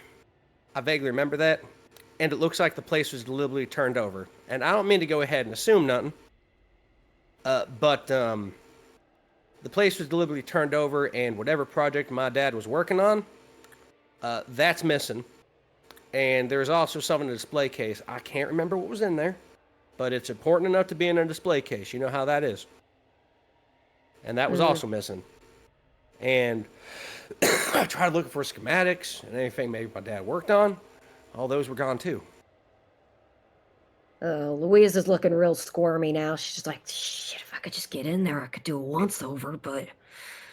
it doesn't look like any scavenger work. It's like someone walked in, had a mission, and then walked out. And Yeah, but if they left some kind of trace behind, she's Well- considering real hard. Cynthia and I didn't, but old Billy might have been onto something. And he'll hold up the makeshift map that Bill made to Theo and Louise. Huh. Takes a I don't know gander if- at that. I don't know if it's old history. I don't know why Bill made this, but Bill had this on his body. And if it's anything about the history of Greystone, or maybe where the ultrasite went off to or whatnot, I don't know. Like I said, Jet and I were real little kids when the whole place was destroyed and we had to fend for ourselves. So, I'm guessing that there might be more clues over hereabouts in the other circle with Boulevard Heights. The other one's at my daddy's house, over in Greystone, and this one is somewhere in Boulevard Heights. Well, I ain't opposed to taking a look, and I mean, she sort of look abashed, like it's a really stupid thing she's about to say, but she's gonna say it anyway. But I'm gonna also, Shan, how bad do you think the radiation is up there in your house? Maybe I could take a gander. I got some rat away. I wouldn't risk it.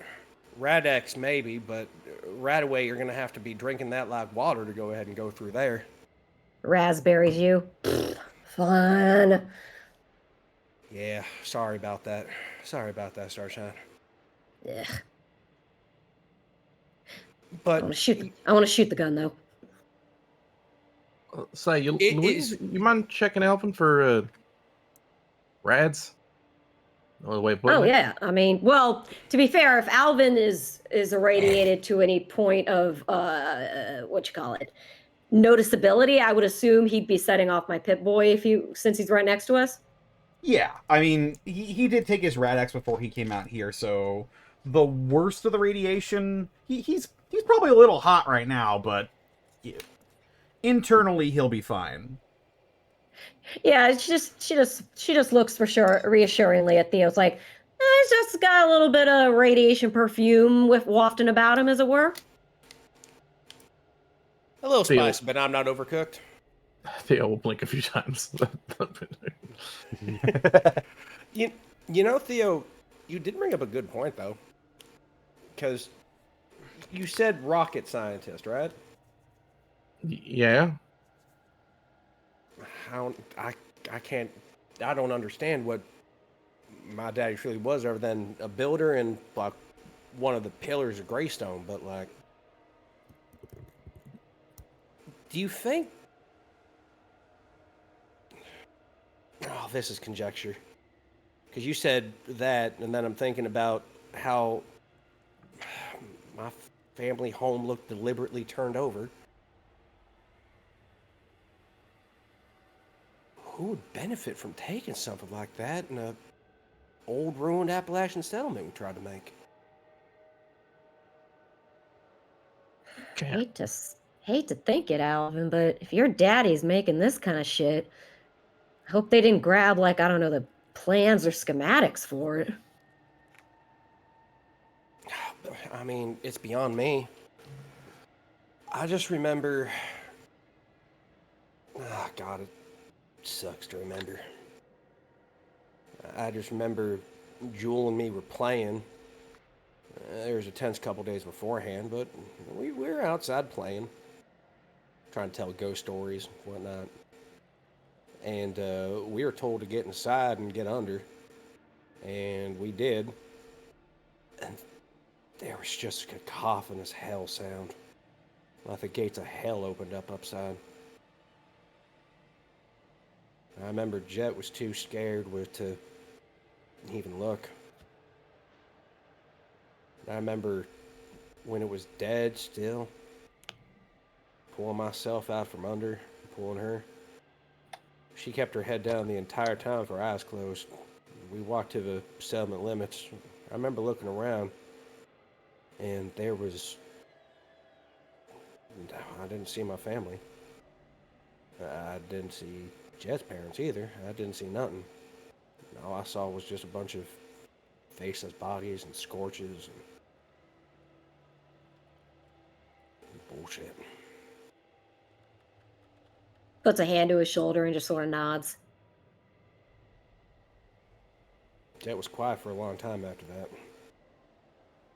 But, you know, we all have our stories. I don't know if that's the thing that led up to it, or maybe some kind of internal fallout. I don't know how the hell the settlement got turned down, but could it have been something with our parents knowing stuff? I don't know. I did have an inkling I wanted you to sort of hear real quick. I'm all ears. Cynthia's just doing some. She's doing a favor, and then she's doing one final pass, and she's coming back in just a little bit. So we got some time. Well, it's just this fucking behemoth you found. She gestures towards the junk jet and just lets out a whistle. Was your daddy just inclined to like just tinker and make whatever, or did he make things with a purpose? I think that's more of a question that I should ask Connor first, God. Because I could answer that question either way, but what would you think, Connor? Like, if I had, should I roll, or would I know that he would be like a wild tinkerer, or he had a hand in like anything, or did he specialize in like 1 or 2 fields, maybe 3? To be honest, it's hard for you to remember. It was so long ago, and you've had so many benders since then. It's true. A lot of your specific memories of the past are a bit muddled. You do know that your dad was a tinkerer of some sort. I don't know if he was a super specialist or anything like that, but I know he loved tinkering and building. He always said the worst thing you could do is just sit and do nothing. So every day he always liked building stuff.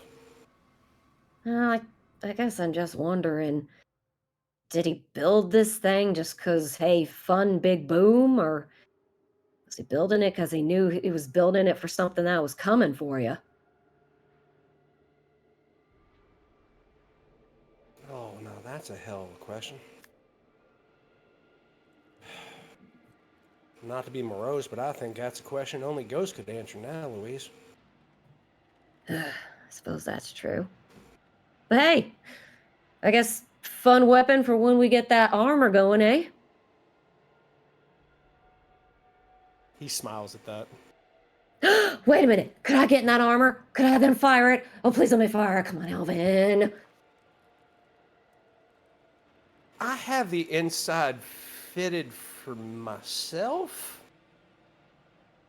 Yeah, but I'm scrawnier than you, so maybe, you know, I might rattle around a bit. I'll tell you what, I could brace it, and then I'll let you pull the trigger. How about that? Compromise? She looks at you. She looks at you really, really severely for a second, and she sort of mutters, "I just want to be the one to shoot it before Cynthia does." This thing is goddamn heavy. I don't even think she might be able to pick it up with little difficulty. Hell, even I slightly grunt when I lift it. But I'll tell you what, I'll wear it well. Yeah, it probably would. She just makes she makes this a little expression on her face, just like, oh yeah, that's a good image. Anyway.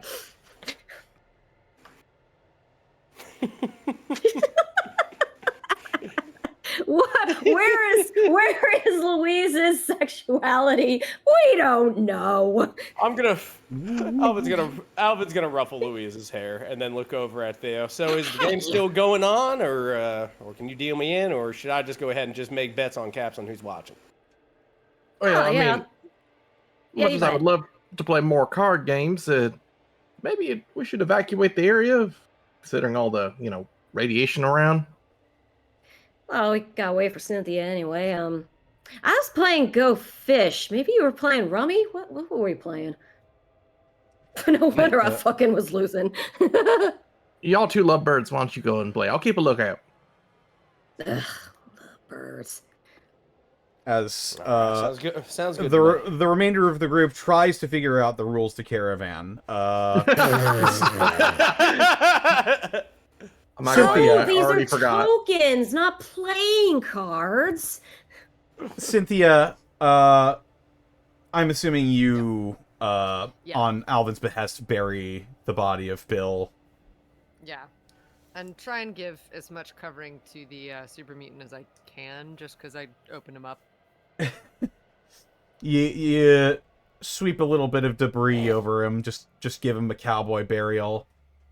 As for Bill, there's plenty of craters around here that he would easily fit into, and you don't really need a shovel or anything. You just shovel, you just scrape a couple of rocks over his carcass, and you can say a few words if you like. Look, this is a dark freaking setting. Life is cheap in the wasteland. Just toss a few rocks on his ass. That'll do it. That'll keep the coyotes away. The rad radiated coyotes. They walk on 2 legs now. Oh God. And barring anything more specific you wanted to do in this settlement, going once. That's it. No? That's All right. it. Just I while did wanna- Louise is coming, and after we try to figure out the rules, I'm also going to go ahead and see if I can't at least do a field repair of my armor if I have some time, because this thing is trashed. And What? Louise would like to try and find a souvenir for Jet just because she said she would, but I don't know where to go that's not radiated. So comes back a Supergirl. I made a promise. I got you this. It may turn you green. It's not so bad though once you get used to it.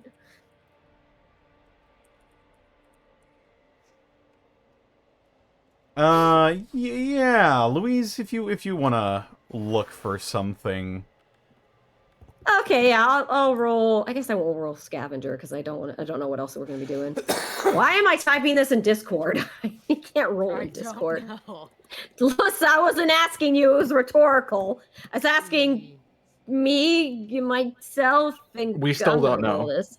I'm gonna roll this. No one Wits! truly knows. Woo! I'm just gonna roll regular wits. Woo! Hey, it's 12. 12? Wowee. Damn. Looking over the The debris. power of wanting to be friends with Jet. Looking over the debris, you see a bright green something sticking out of one of the bits of debris.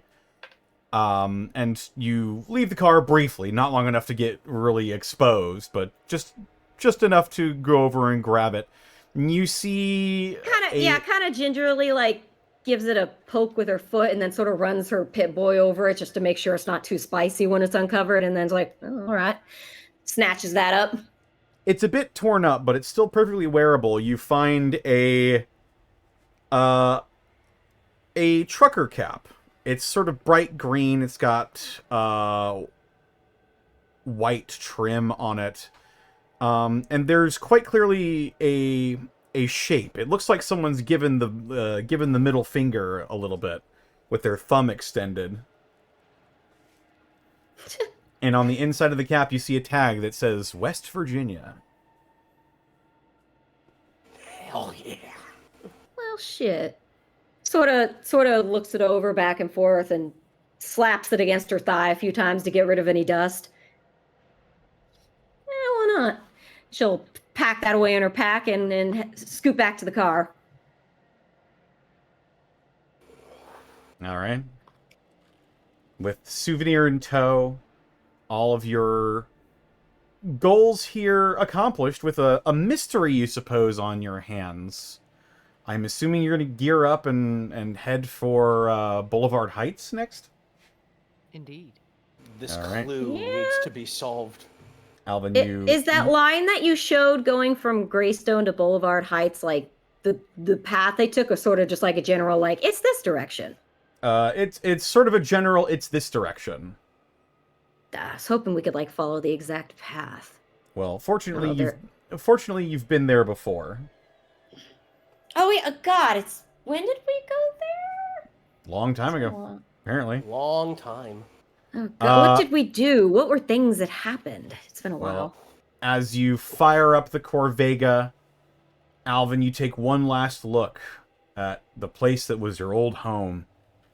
The now ruined, the ruined remains of Greystone.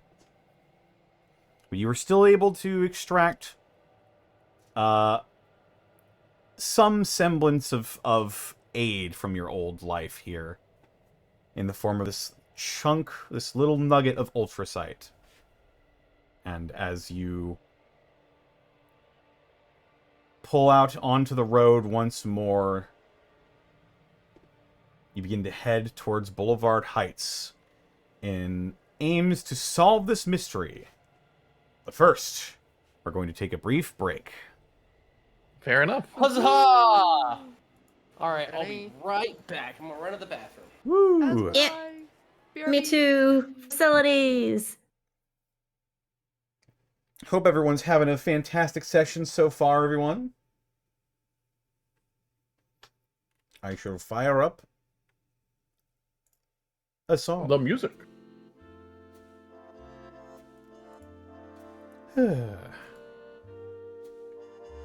Hope everyone's having a fantastic session so far. Hope everyone listening is enjoying.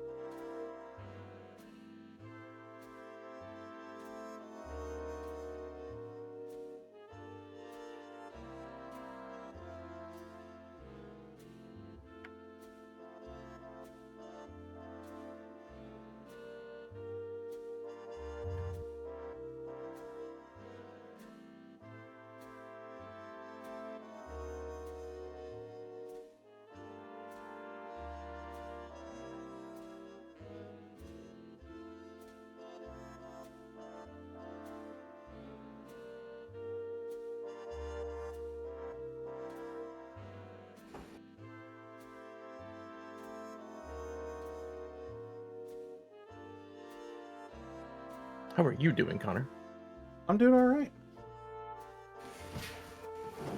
I'm back. Welcome back. Your doggy's happy you're home? Oh, yes. Doggies were very happy. They gave you an earful when you came home? Oh, yes. Gino knocked me down when I got home. He likes to jump on people and things. That's a given his size. He jumped up, he knocked me off balance, and I fell onto the kitchen floor, and they swarmed me. They were pissed off.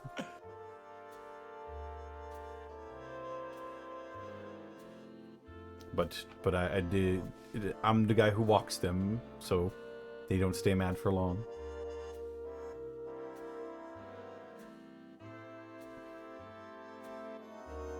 Oh man.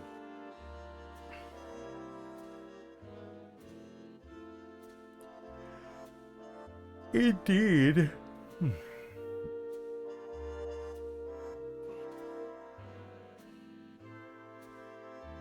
Sometimes if we're walking late at night, we get visited by the mystery dog.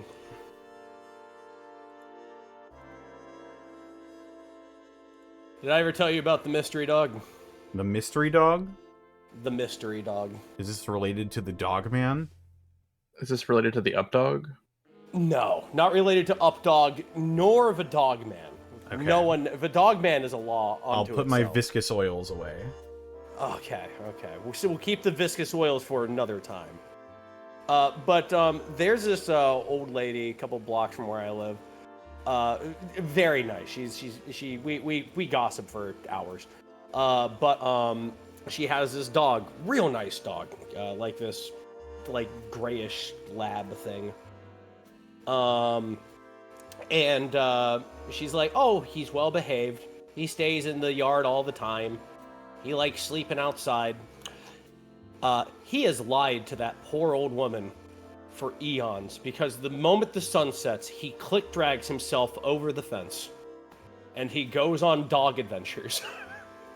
Oh my god. I saw him do this. Does he literally do like the Project Zomboid dog vaulting over the fence? Yeah, he does a big jump, like woof. Incredible. And so he does that. And then he's still super gentle though. So like he just does walks this. down to, yeah, he just walks.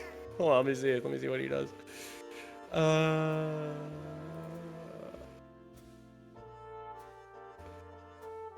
Yeah, that's exactly what he does. I've seen him do a running yump. I've seen him just like squeeze through like some of the wider bars of the old fence. Dude, it's so great. So like he'll go down to where there's people. And so like there's a brewery down the street from where I live, and he goes there and we all go, "Hey, it's the dog." And we all just like pet the dog with dogs there. We even like lay out water for him. Like Damn. And then when he's bored or he's satisfied, and I saw him do this because I followed him one time, he will squeeze through, put his head back in the collar on the leash attached to the tree, and then he'll lay back down like nothing ever happened. Damn. I can't believe the dog literally goes out at night for a drink. Incredible stuff, to be sure. He's so nice. And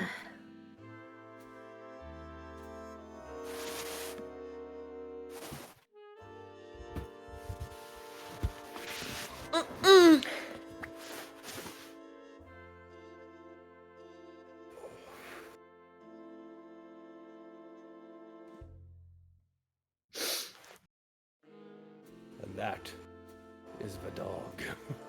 Well, don't stop on my account. The dog of no, you came here just at the end of a story. That was the dog of Oh, mystery. okay. Like The dog of mystery. Yeah, I was just talking about the dog of mystery. Just related to the dog man? You would think, but no. So many mystical dogs in this world. Oh, they're all good dogs, sir. They're all good dogs.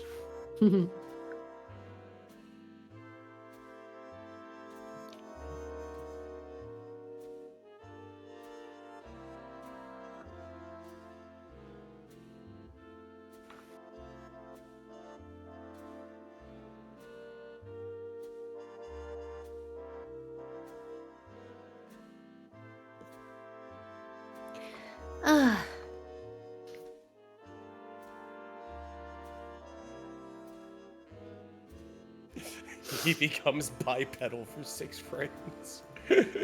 I saw the gif. I am wheezing. You know, if I actually did see that dog do that, I would never tell anybody. I would just keep that to my grave. Like, I'd be like, well, your secret's safe with me.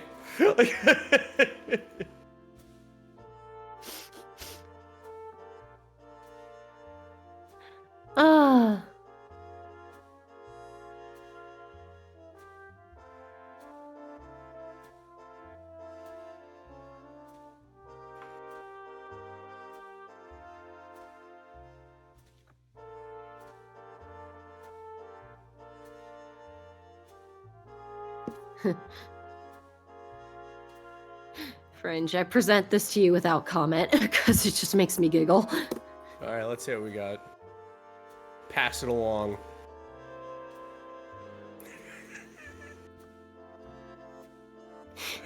That is so rad. I would use that.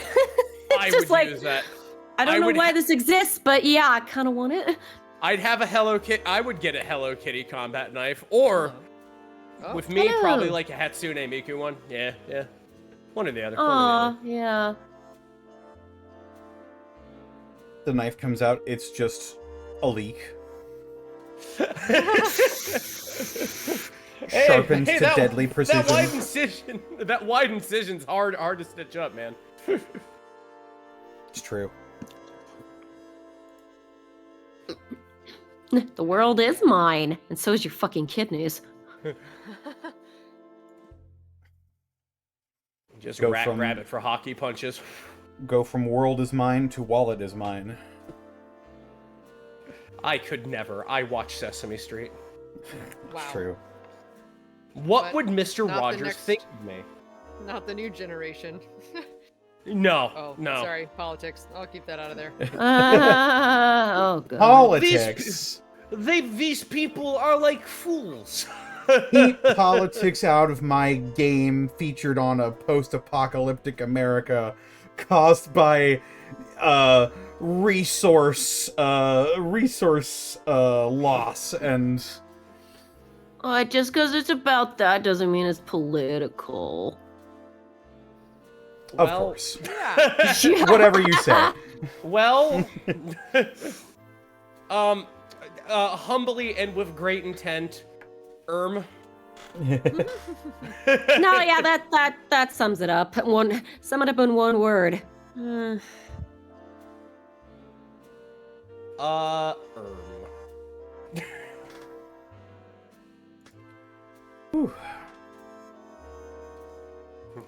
Are no, we all right? back?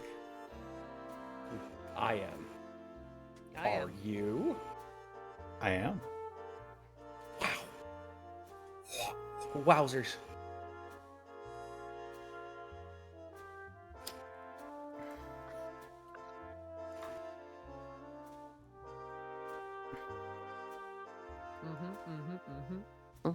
Oh yeah, oh yeah, oh yeah, oh yeah.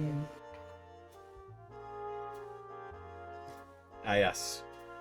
Keep your politics out of my game about the horrors of capitalism and the evils of corporations. You know, I'll do my best. Really, I'm just sad about PBS. Yeah. I'll do my darndest. PBS and the CDC. Those are probably my concerns. And the What do you- FDA. And the what do you Department of keep in- Education. And the... do you- sorry, I'll stop. No. Keep going. Because you had a run going, and now I feel bad for interrupting it.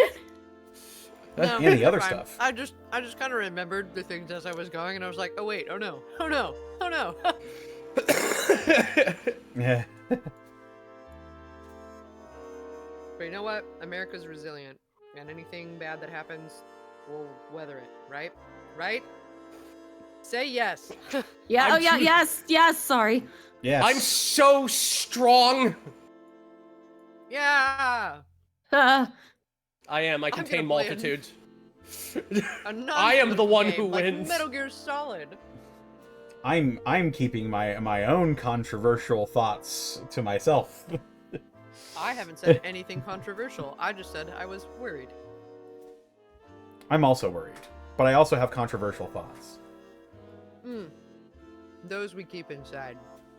I just Yes. remember, Really I love- just every morning I open up the paper and I go, oh, and then I just like turn in my chair and I'd like, I could go ahead and play like Titan Quest or something. We'll just forget about that. We'll just know, table that Something for about later. certain people and being alone in a room with them. It's really interesting that like getting involved in local politics is actually far easier than you'd think. I have some friends that have gotten involved in their local politics, and literally because no one else was involved, they swung the vote. yeah. That on is things that like affected school children, and like getting things at school for free because they had the funding for it, but one person was in opposition for whatever reason. So they ended up being the person that swung the vote towards yes. So the fact that there just uh, straight up aren't a lot of people. people in it. right. Yeah, and the hard thing is like, do you have time to be involved? And no one has the bandwidth to be involved in politics. That's part of the issue. Yeah. But it's trying to do our best when and where we can. And my favorite interaction was with my great aunt, who there was a presidential election that had come up, and she asked me, "Who are you voting for?" And I opened my mouth and inhaled, and she goes, wait, nope." And she put up a hand and she goes, "I don't care. I don't want to know, and I don't want you to tell me, because the only place that opinion matters is in the voting booth." And we've never talked about it again. And Yay! honestly, Excellent. That's how I was raised. honestly, It's so weird. I kind of, for the most part, I'm okay with that. I feel like when it's obvious that there are conversations about rights that people have or whatnot that are skewing into a certain direction, then that's a different conversation. But yeah, I mean, people who feel one way or another about how they're going to vote that way or the other. So anyway, don't know how I got off on this tangent, but here we are. Fallout! Well, the only add-on I have to throw about that is when I was a little kid, I was told not to talk about 3 things. This is a thing my great-grandpa told me. My mountain of a great-grandfather. D-Daddle told me there's 3 things you never talk about. It is money, it is politics, it is religion.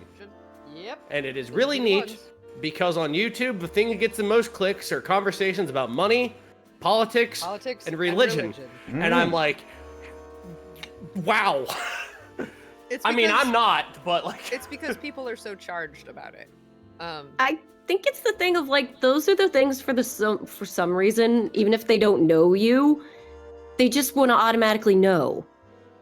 Which I guess is the climate we're in, and it makes sense in that weird way, but yeah. We don't want to associate with people outside of our tribe. Hmm. And speaking of tribals... Yay! Great segue! Good! Good, Sid! Good, Sid! There Good! are those in I'm a the professional. wild world of Fallout. Good game, good game, good game. Sorry, I just saw the gif of the dog. Why did the dog turn into a human? Why is the dog a man? He's got to get over the fence Because it's somehow. the dog man! Uh, That's him. He was able That's to. him. Shake his hand. He was able to get over there so easily I don't because he was want covered in to. viscous oils. I'd also like to point out that Covered in viscous oils. the actual human just walks through the fence. I mean, you don't walk through fences? I mean, he's wearing powered armor. I'm just Sure. I'm just imagining now like a horrific scenario of just a normal dog just staring at you behind a fence, and then it suddenly like more like its bones and stuff suddenly contorting into that human shape, so it just vaults over, and then it comes back down to a dog stance like normal and just stares at you. No, what he does is he does that, looks back at you, winks, and then keeps walking. Kinda, yeah. It's like, you remember like that really weird like alien movie where in the end the kid like turned into the alien and grew the weird legs and ran away? That's Who was the that? thing. No. It was it had Charlie Sheen as the lead. That's White Chicks. No, what was Charlie Sheen ever in? No, he wasn't in White Chicks. Yeah. Well, Yeah, it was a White Chicks Die Hard. you know crossover. where we won't find Charlie Sheen? Yeah. In Gateway. Got it. You nailed it. You fucking nailed it. Fuck, you knocked it out of the park. Cheers, man. Don't drink to that. All right, are we ready to get back into it, y'all? I'm ready. Dude, yeah, I've been ready. Let's go. Let's knock it out of the park. Wait, I found the gift, by the way, if you want to see this kid. You have 2 seconds. He just becomes digitigrade and then runs. Yeah. He's like, peace, I'm out. Oh, God. All right.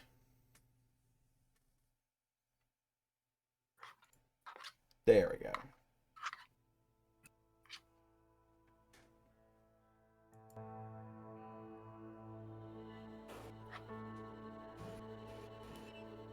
As you take one last look at Greystone, you pull away from the ruined settlement and you make your way back onto the road. And assuming you're just going to beeline it right to Boulevard Heights? Consensus? I'm down for it. Yep. All right. And Louise gets to drive. Sadly.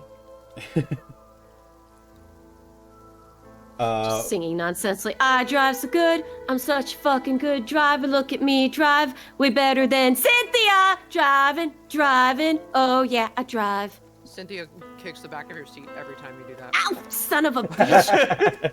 Just like, I'm such a good driver. I drive way better than Cynthia. Oh, come on. You're just digging your heels in now. Damn straight I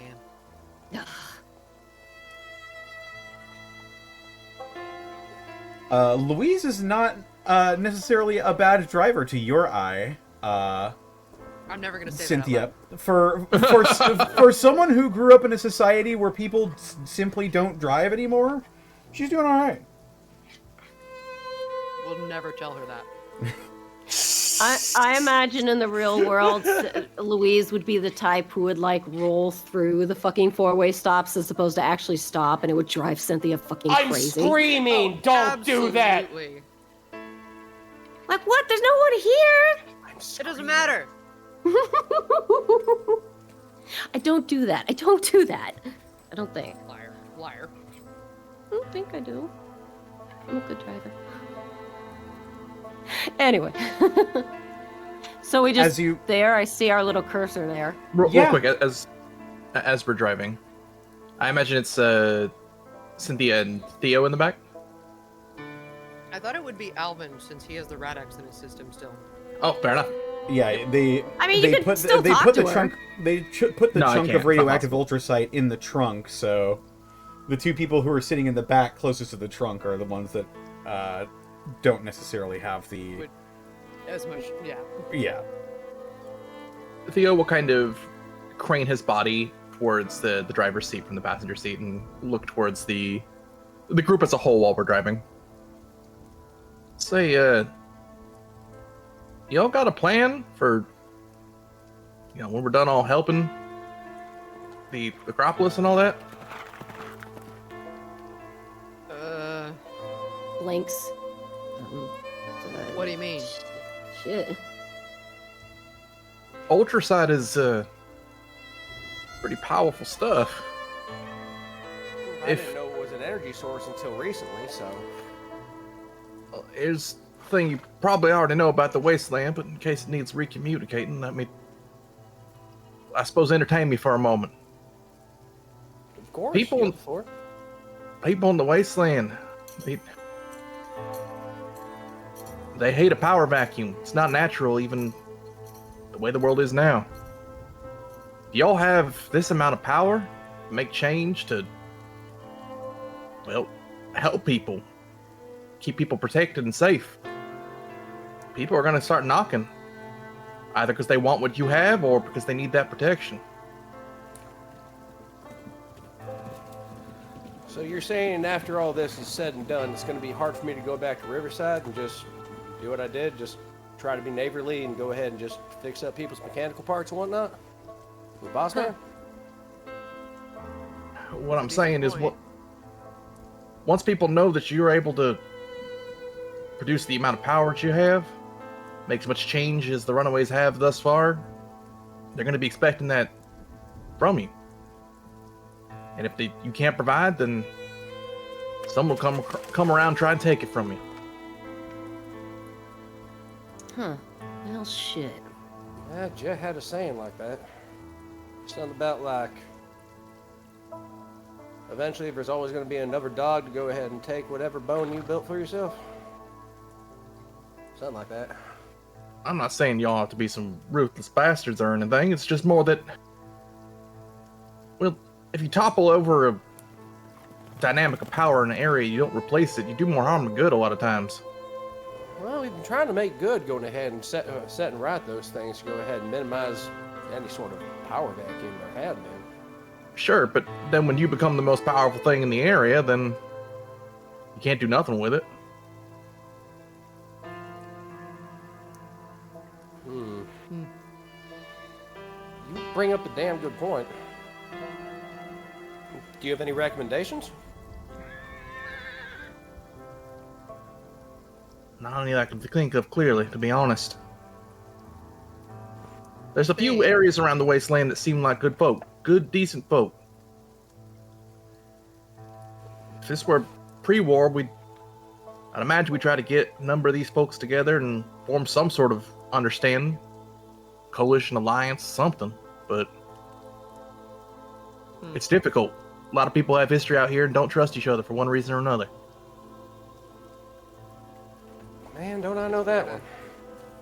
Have to make a point to drop some kind of agreement. Paper. Mm-hmm. Written out. I'm not much for those things. I'm pretty simple when it's all said and considered.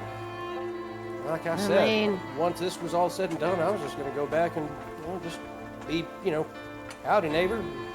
Need your things tooled up, be that. Well, man, a paper saying this and that would be all nice, but I also wonder how many people wouldn't just rip up that paper and ignore it, especially in the way we live our lives these days. Yeah, most things kind of hang on a gentleman's agreement nowadays. Not a lot of gentlemen to keep them up.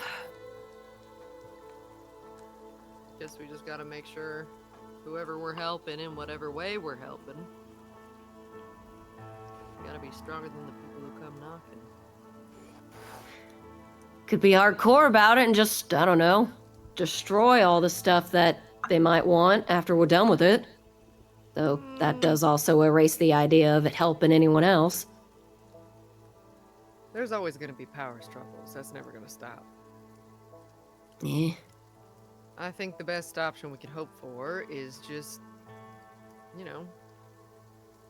helping as many people as we can, find who we think are the right people to be put in charge of certain areas, and make sure everyone's working together with each other.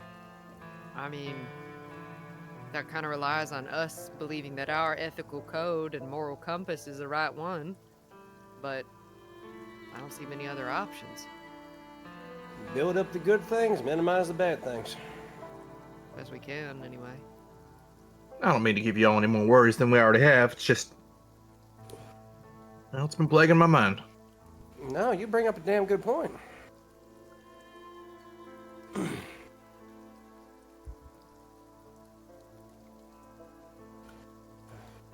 I guess it would be ignorant of me to think that everything would just go back to whatever accounts for normal after all this is said and done.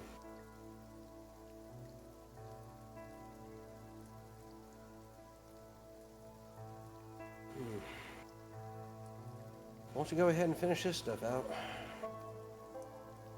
Swing around everything. Yeah. Oh, man.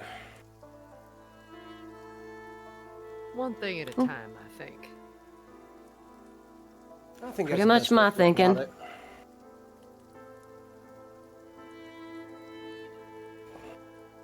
Driving. Say, any of y'all ever been to City Hall?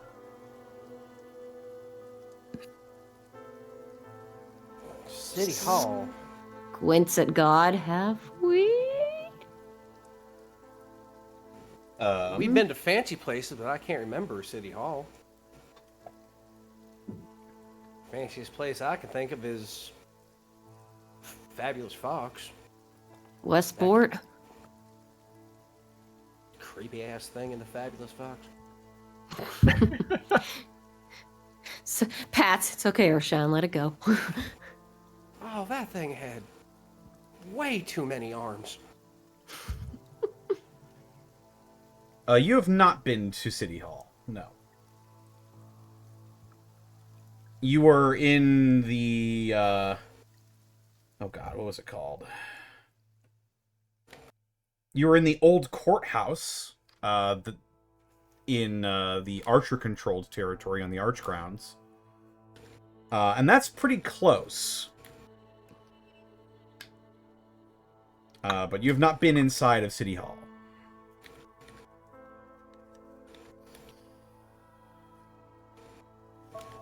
Don't think so, Theo. I've been patrolling near it before. It's where I got the symbol on my shoulder. Symbol of a flower. Kind of hard to grow, but... You got, What's on the that, go? you got that at City Hall? Well, there's ruined flags of what I would imagine symbol of maybe at least that area of what was St. Louis. But there's something inside that I've been meaning to look at. I'm hoping maybe that if we could find any records that may have survived all this, the bombs and such, maybe we could figure out how they kept it all together.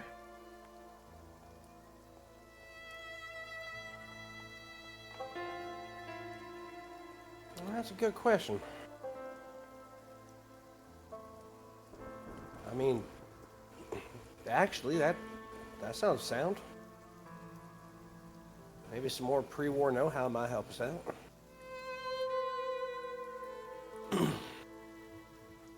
I mean, it couldn't hurt nothing, I don't think. How did people exactly stay peaceful before the bombs fell, Cynthia? I'll look towards Cynthia. Oh, I don't even remember.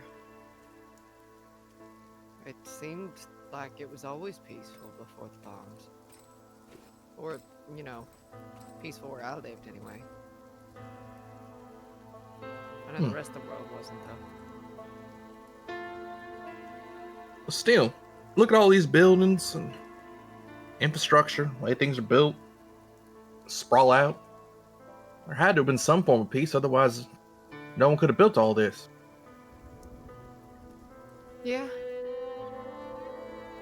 Maybe that was just an illusion, though. I'm sure there was fighting going on everywhere else. Maybe not to the degree that the bombs dropping, but yeah. Well, I appreciate you sedating my interest, and damn, Louise, you're a pretty good driver. Oh, don't say Straight, the car keeps going straight, but Louisa's head turns and just stares at it. Cynthia. The minute Louise's head turns, Cynthia turns out to the window. Just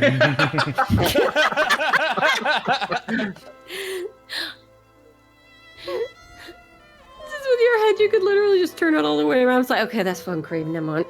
Road.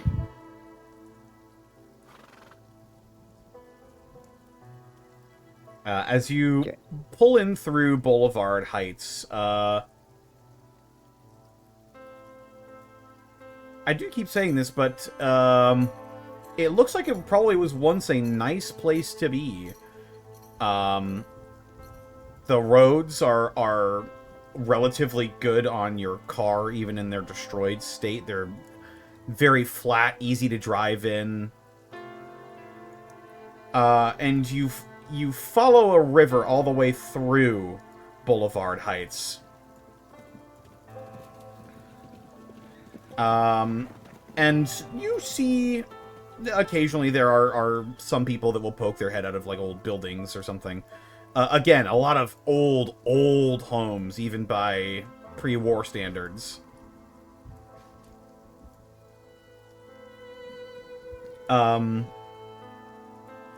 No one really like stops you. A couple people will like look out. It's like, was that a car? Sort of interested in you, but they don't really pay you much mind. Sticks head out window. Yes! Yes, it is! Continues driving.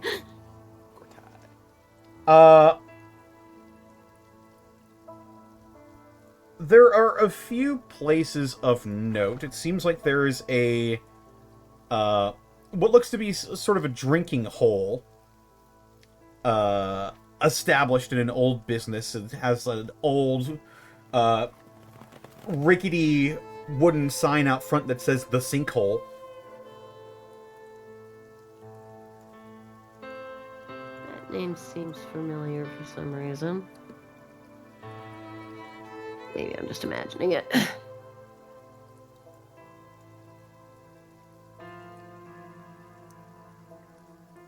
There appears to be sort of like a large stretch of not like a heavily like forested area like you've seen in Tapawingo or even the Emerald Acropolis, but sort of a park area with a lot of trees that you see people sort of moving in and out and about of.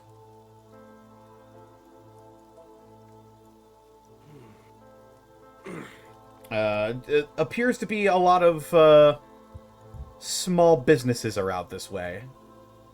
Would you like to stop anywhere?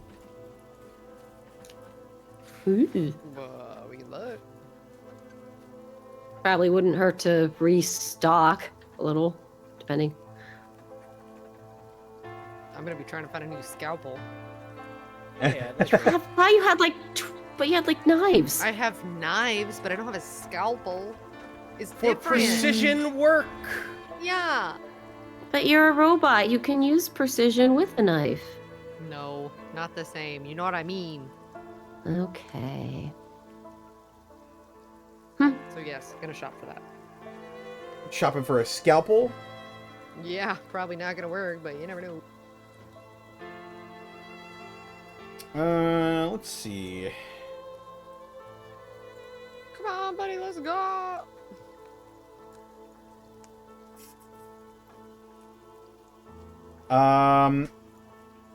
You could go ahead and roll strange for me. Oh my, have I ever rolled strange? I'm not Maybe certain, you're but first. maybe.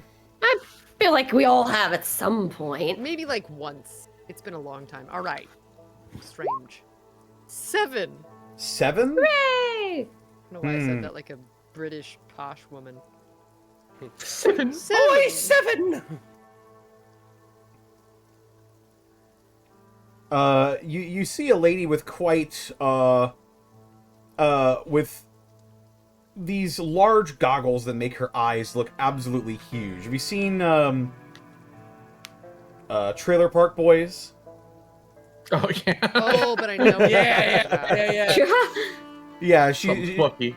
she's got some glasses like that, and, Wow. she's got, like, large mane of brown hair. Looks very disheveled. She's wearing, like, a ratty purple cardigan. She's got, like, a shopping cart full of stuff.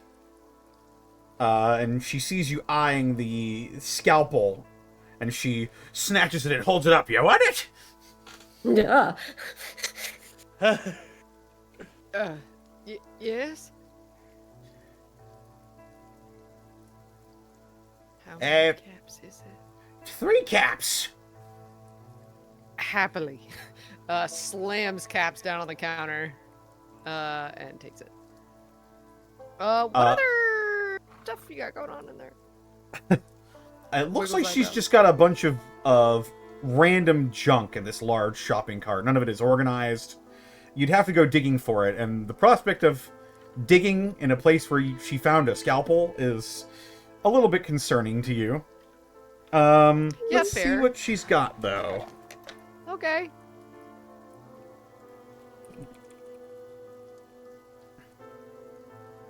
Yeah, you're pretty.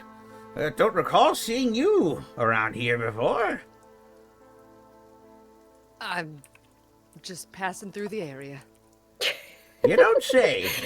What business do you got here? Oh, just tootling around. Haven't been through these parts before. And why are you here?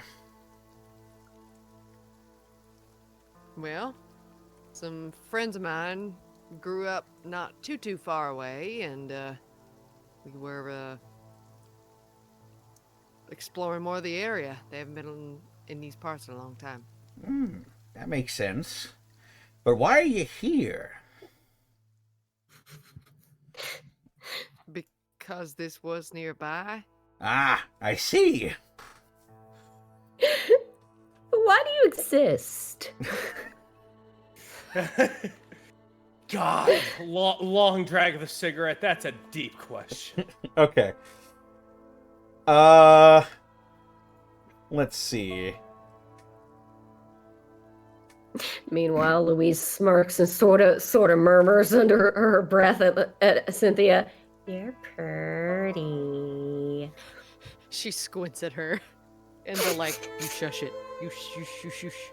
So, in this lady's shopping cart full of random junk, you find a tub of pomade, Okay, a saxophone, nice.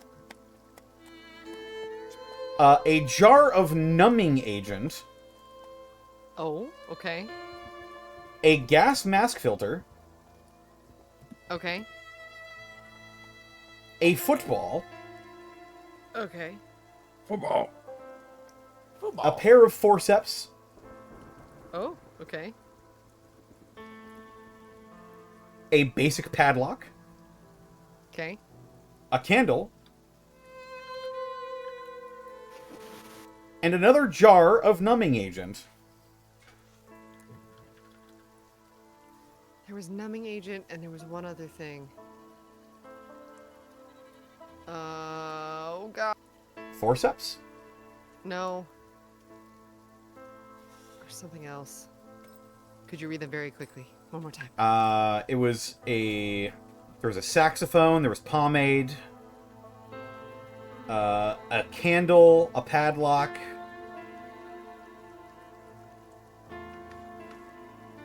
forceps. Shoot. How much for the numbing agents? That's good stuff. It'll be 5 per. I'll take them. Oh, Mama's drinking tonight. Oh. She Okay.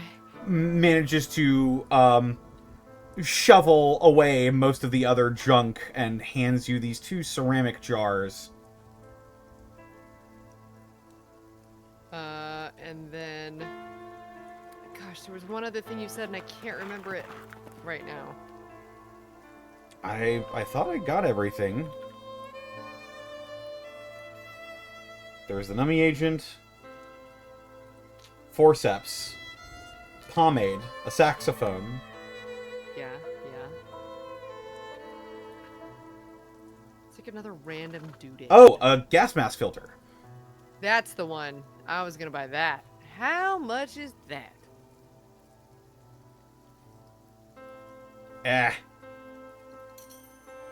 We'll say 3 caps.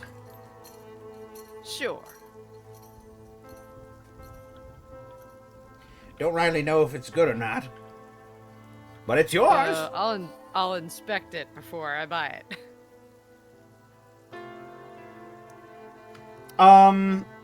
Make a smarts roll. Gonna. Boop. Oh, 5. Aww.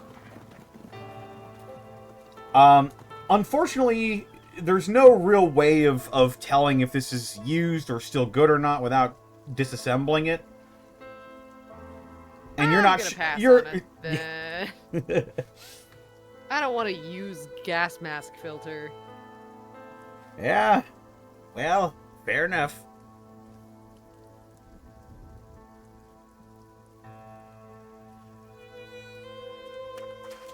Thank you, though. Yep. Good luck with your whatever you said you were here for. Thank you. So what all goes on in this area? Seems like it's pretty nice. Nice. It's a place where people don't really, people who don't really want to, be found come and, take a load off and do their business, so to speak. I didn't know. What all is there to do around here? Well, you can go out drinking, which is probably where I'm going to take these caps. Sounds about right. You can grab a bite to eat. You can go to the Alamo and rearm yourself.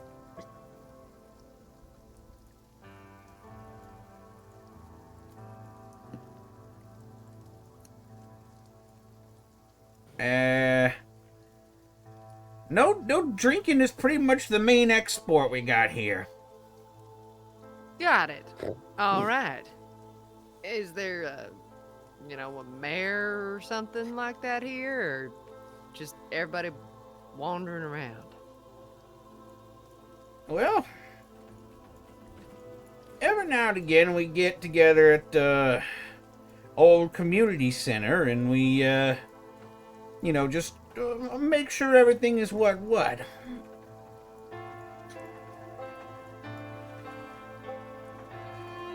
don't really have a leader to speak of. We just have a silent agreement, if you catch my drift. Gotcha.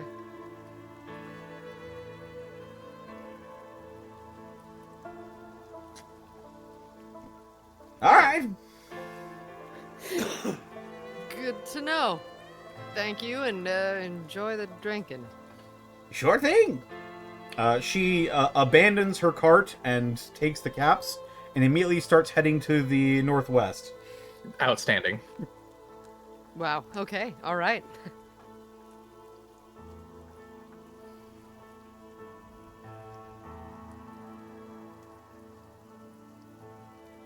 Well, you think we got everything we need? Or might want? Other than maybe some Radex. I want to see something here. Just standing on the road next to the car. He's going to look at Bill's map and see if he can't see exactly if there's like a certain place that this circle's at. Or if it's just around the town itself. You look at the map again and you make note of the crude depiction of the river. That seems important. Okay. All right. Okay. Hey Theo, Yeah? you might get to have a good lay of land here. Looks like his circle's particular about the river.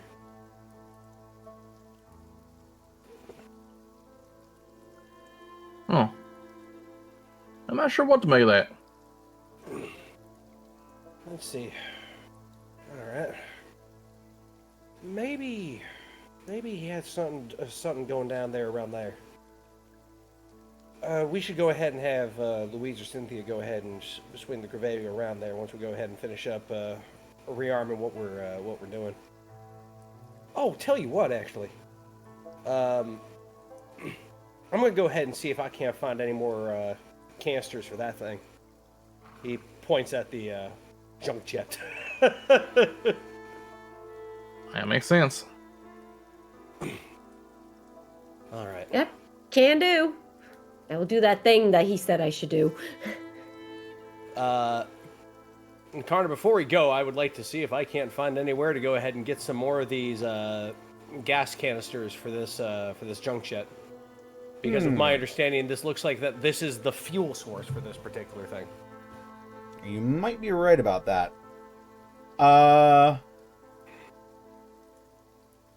Yeah, go ahead and roll me a wits roll. All right, let's go. Witty witty witty witty witty witty witty wits. Witty witty witty witty wits. Witty witty wits. Witty wits. Witty wits. Witty 5. Ah, Unfortunately, unfortunately, look around as you might, you don't see anything that would either fit on this thing or looks like it would be what it needs in order to propel things. You're just unable to find additional canisters. That's no trouble. It's dry, but it's a big wasteland. We'll find something. We'll find a little extras. Might be some more in the tank in this. Don't really see a gauge on this, so all I have to do is really guess.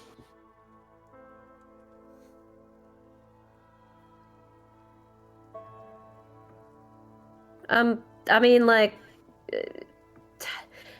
so it runs on scrap, I guess, or just like, have we established what it runs on exactly? Oh no, this thing can go ahead and if you can put it in this hole, it will fire it out of this hole. Yeah, from what you've heard from this weapon so far, it appears to be some sort of flammable gas that explodes in the chamber and literally propels it out at incredibly high speeds.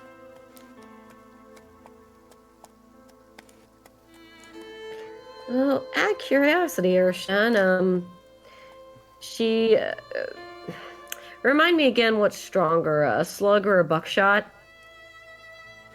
Slugs. In terms of... There you go, thank you. She pulls out a buckshot and hands it to you. What if you just toss us in and see what happens? To start. I'll keep it in my tool belt, and then once it comes down to it, and we get into a scrap, I'll give it a go. So sort of just like, okay. She's like, damn it, never let me have any fun. Well, there's nothing to fight. Just shove this stuff in there and shoot it. We're not fighting anything right now. There's so much stuff we can just put in there and shoot. Well, Got mac and cheese. Do you want to see what happens when we shoot mac and cheese out of it? Well, that sounds very messy, but like... Nah, it's dry. Don't worry about it. Well, just shoot ash, probably. That's part of the end. That's part of the science. The experimentation. Pulls out engineer dog plush and holds it up in front of her face. Engineer dog wants to go to the moon. Okay, first of all, that is adorable. Second of all, I do not want to fire this thing. I don't want to fire something that cute at something. I'd rather go ahead and, I don't know, he looks at the ground. A brick. I'd rather a brick. If it was the dog or a brick, I'm choosing the brick. Holds up knife. Knife? Ooh, that might work, but no. Man, I can see the temptation you have with this thing, actually. Can't believe Alvin Bronson, of all people, doesn't want to just be like, so, just want to start throwing things into this thing and see what happens. As you're talking and theorizing about the junk jet, you see someone beginning to approach the group of you. Oh, howdy, y'all. See, walking down the road in between the alleys and the different houses and stuff, is sort of an older gentleman. Face looks haggard and worn and wrinkled. He's got a shock of white hair that's pulled back into a ponytail and a large mustache. He sets his icy blue eyes on the lot of you and crooks the corner of his mouth. Well, howdy, y'all. Couldn't help but notice that you're new around these parts.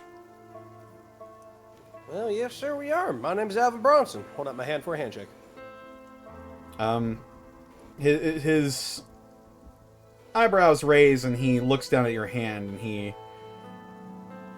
he doesn't immediately extend his hand. He seems to just stare at the rest of you very carefully. You notice that he's got sort of a lever-action shotgun hoisted up on one of his shoulders, and his other hand is free. But eventually, he will reach out his hand and shake yours, Alvin. It's good to meet you. Good to meet you. Wilbur F. Hey. Sort of eyeballs this guy carefully. Hey, Louise. So, what do you do around here, anyway? Security? Something like that. I see you coming in with all of your fancy machinery, waving around your knives and whatever that big thing you have is. Oh, puts it away. It's like, sorry. Yeah, I'm still trying to figure out what this Mother Hubbard thing on my back is. Yeah, I was gonna say, seems kind of a familiar, that thing you got there. Familiar? Yeah. No. Last I saw it, old Bill had it on him. And you don't look like Bill, and I don't see him with you. Yeah, So, I found it in Greystone. Greystone? Yeah, Bill was a friend of my father's. Make a charm roll. All right.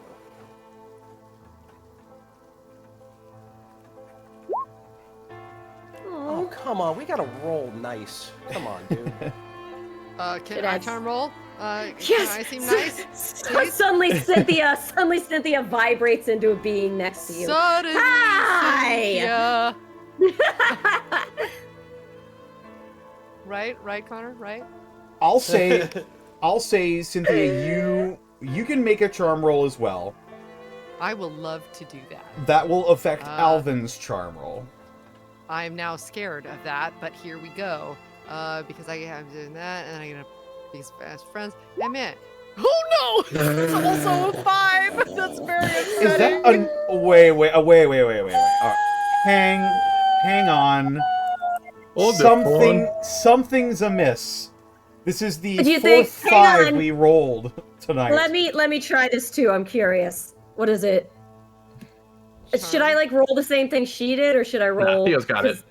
6. Oh my god. Yeah, dude. Yeah, All right, hang on. brother. That one is no, brother. That one is seized. That one is seized. I am a -1. Let me see something.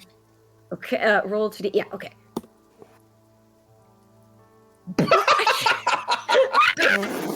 What the Incredible.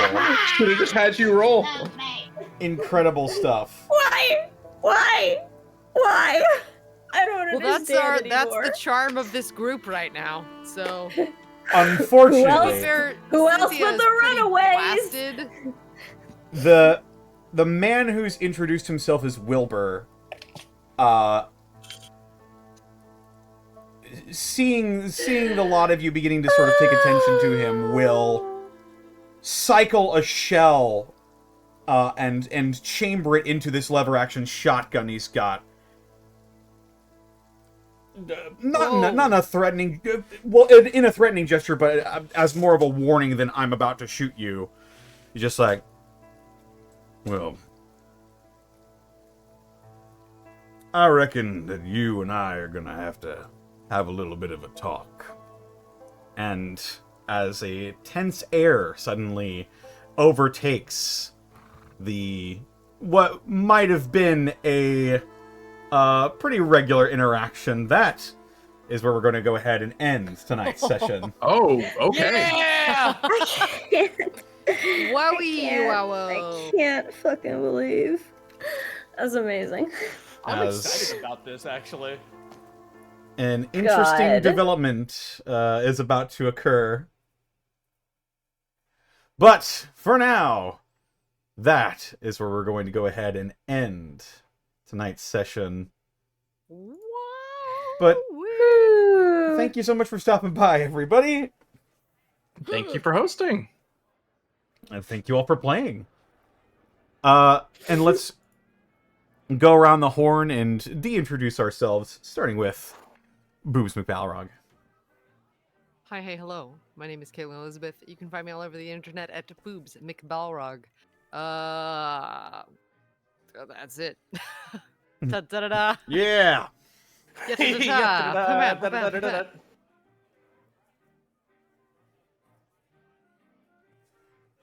Alright. Up next we've got Fringe Type.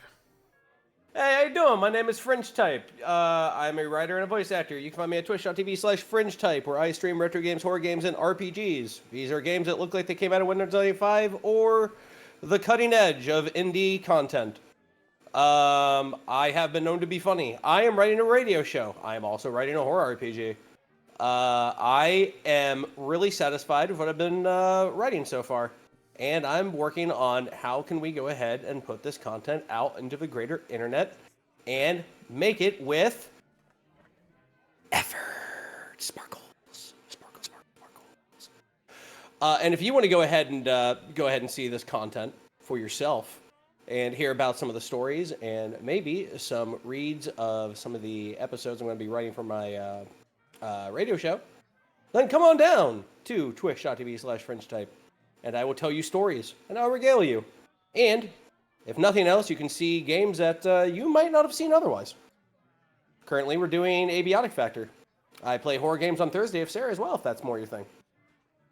Boop.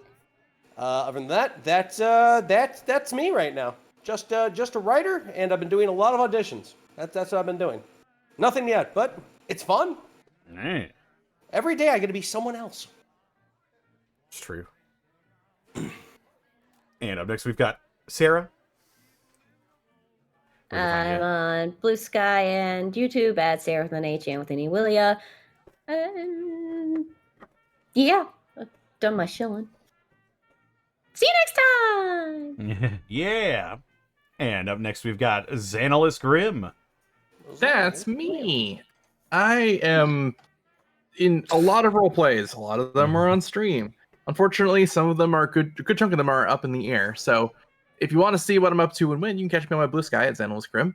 Aside from that, I think maybe either this Tuesday or Thursday, we're going to be doing another all-day Helldiver stream, either to the new content or the new Warbond. So that piques your interest. That'll be twitch.tv/Xanalis Grimm. And that's it for me for now. Right on. And I suppose that just leaves me. They can find me on Twitter, Twitch, YouTube, Tumblr, Blue Sky at Distortion Devil. You can find all my TTRPG content over at youtube.com/Devils and Dice Rolls and patreon.com/Devils and Dice Rolls if you like supporting me directly. And the content that is coming, it's coming. Trust me. I've already got several videos written. I need to re-record one. And I will take care of that post-haste. Yes. He's moving very fast. It's true. Except not really. In fact, the opposite is happening. He is ambulating. You could say at a I'm moving regular slow. pace. He is ambulating at a speed. Which Indeed. speed? You decide. See, that's how you Indeed, market indeed. it out. That's how you market it out. And tomorrow we're going to be playing some more Fallout 2. We're about at the midway point of the game. And the quest to get my car back is currently underway. Oh boy. Mm-hmm. Hasn't happened to you yet, but my car broke down in the desert, and now I've got to fix that. What do you mean by yet? What do you mean by What? yet? Expand on that. What do you mean? Oh boy. You know.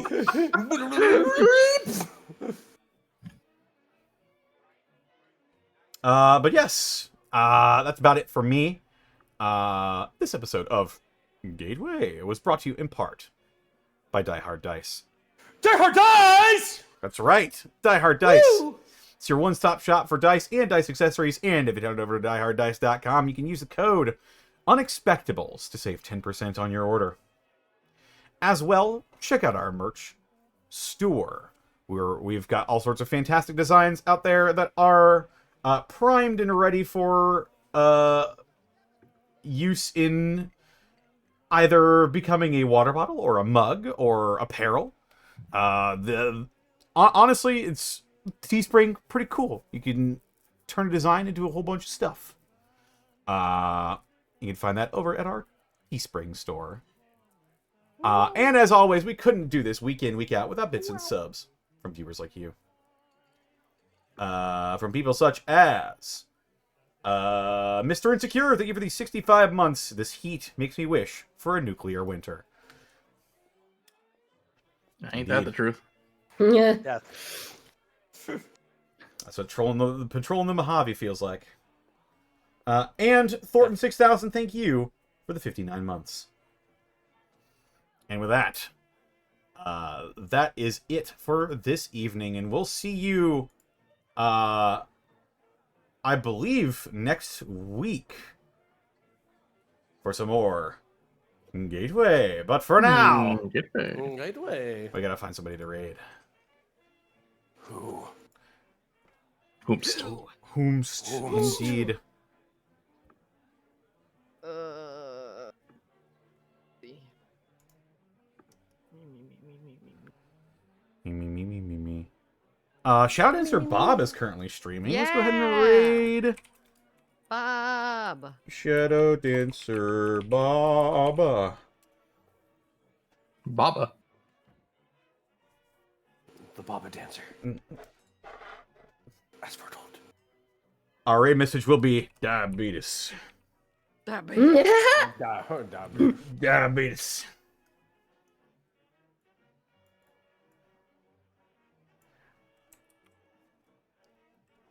All right. Take care, everybody. And we'll see y'all next time. Bye-bye for now. Bye. Fare thee well. Bye.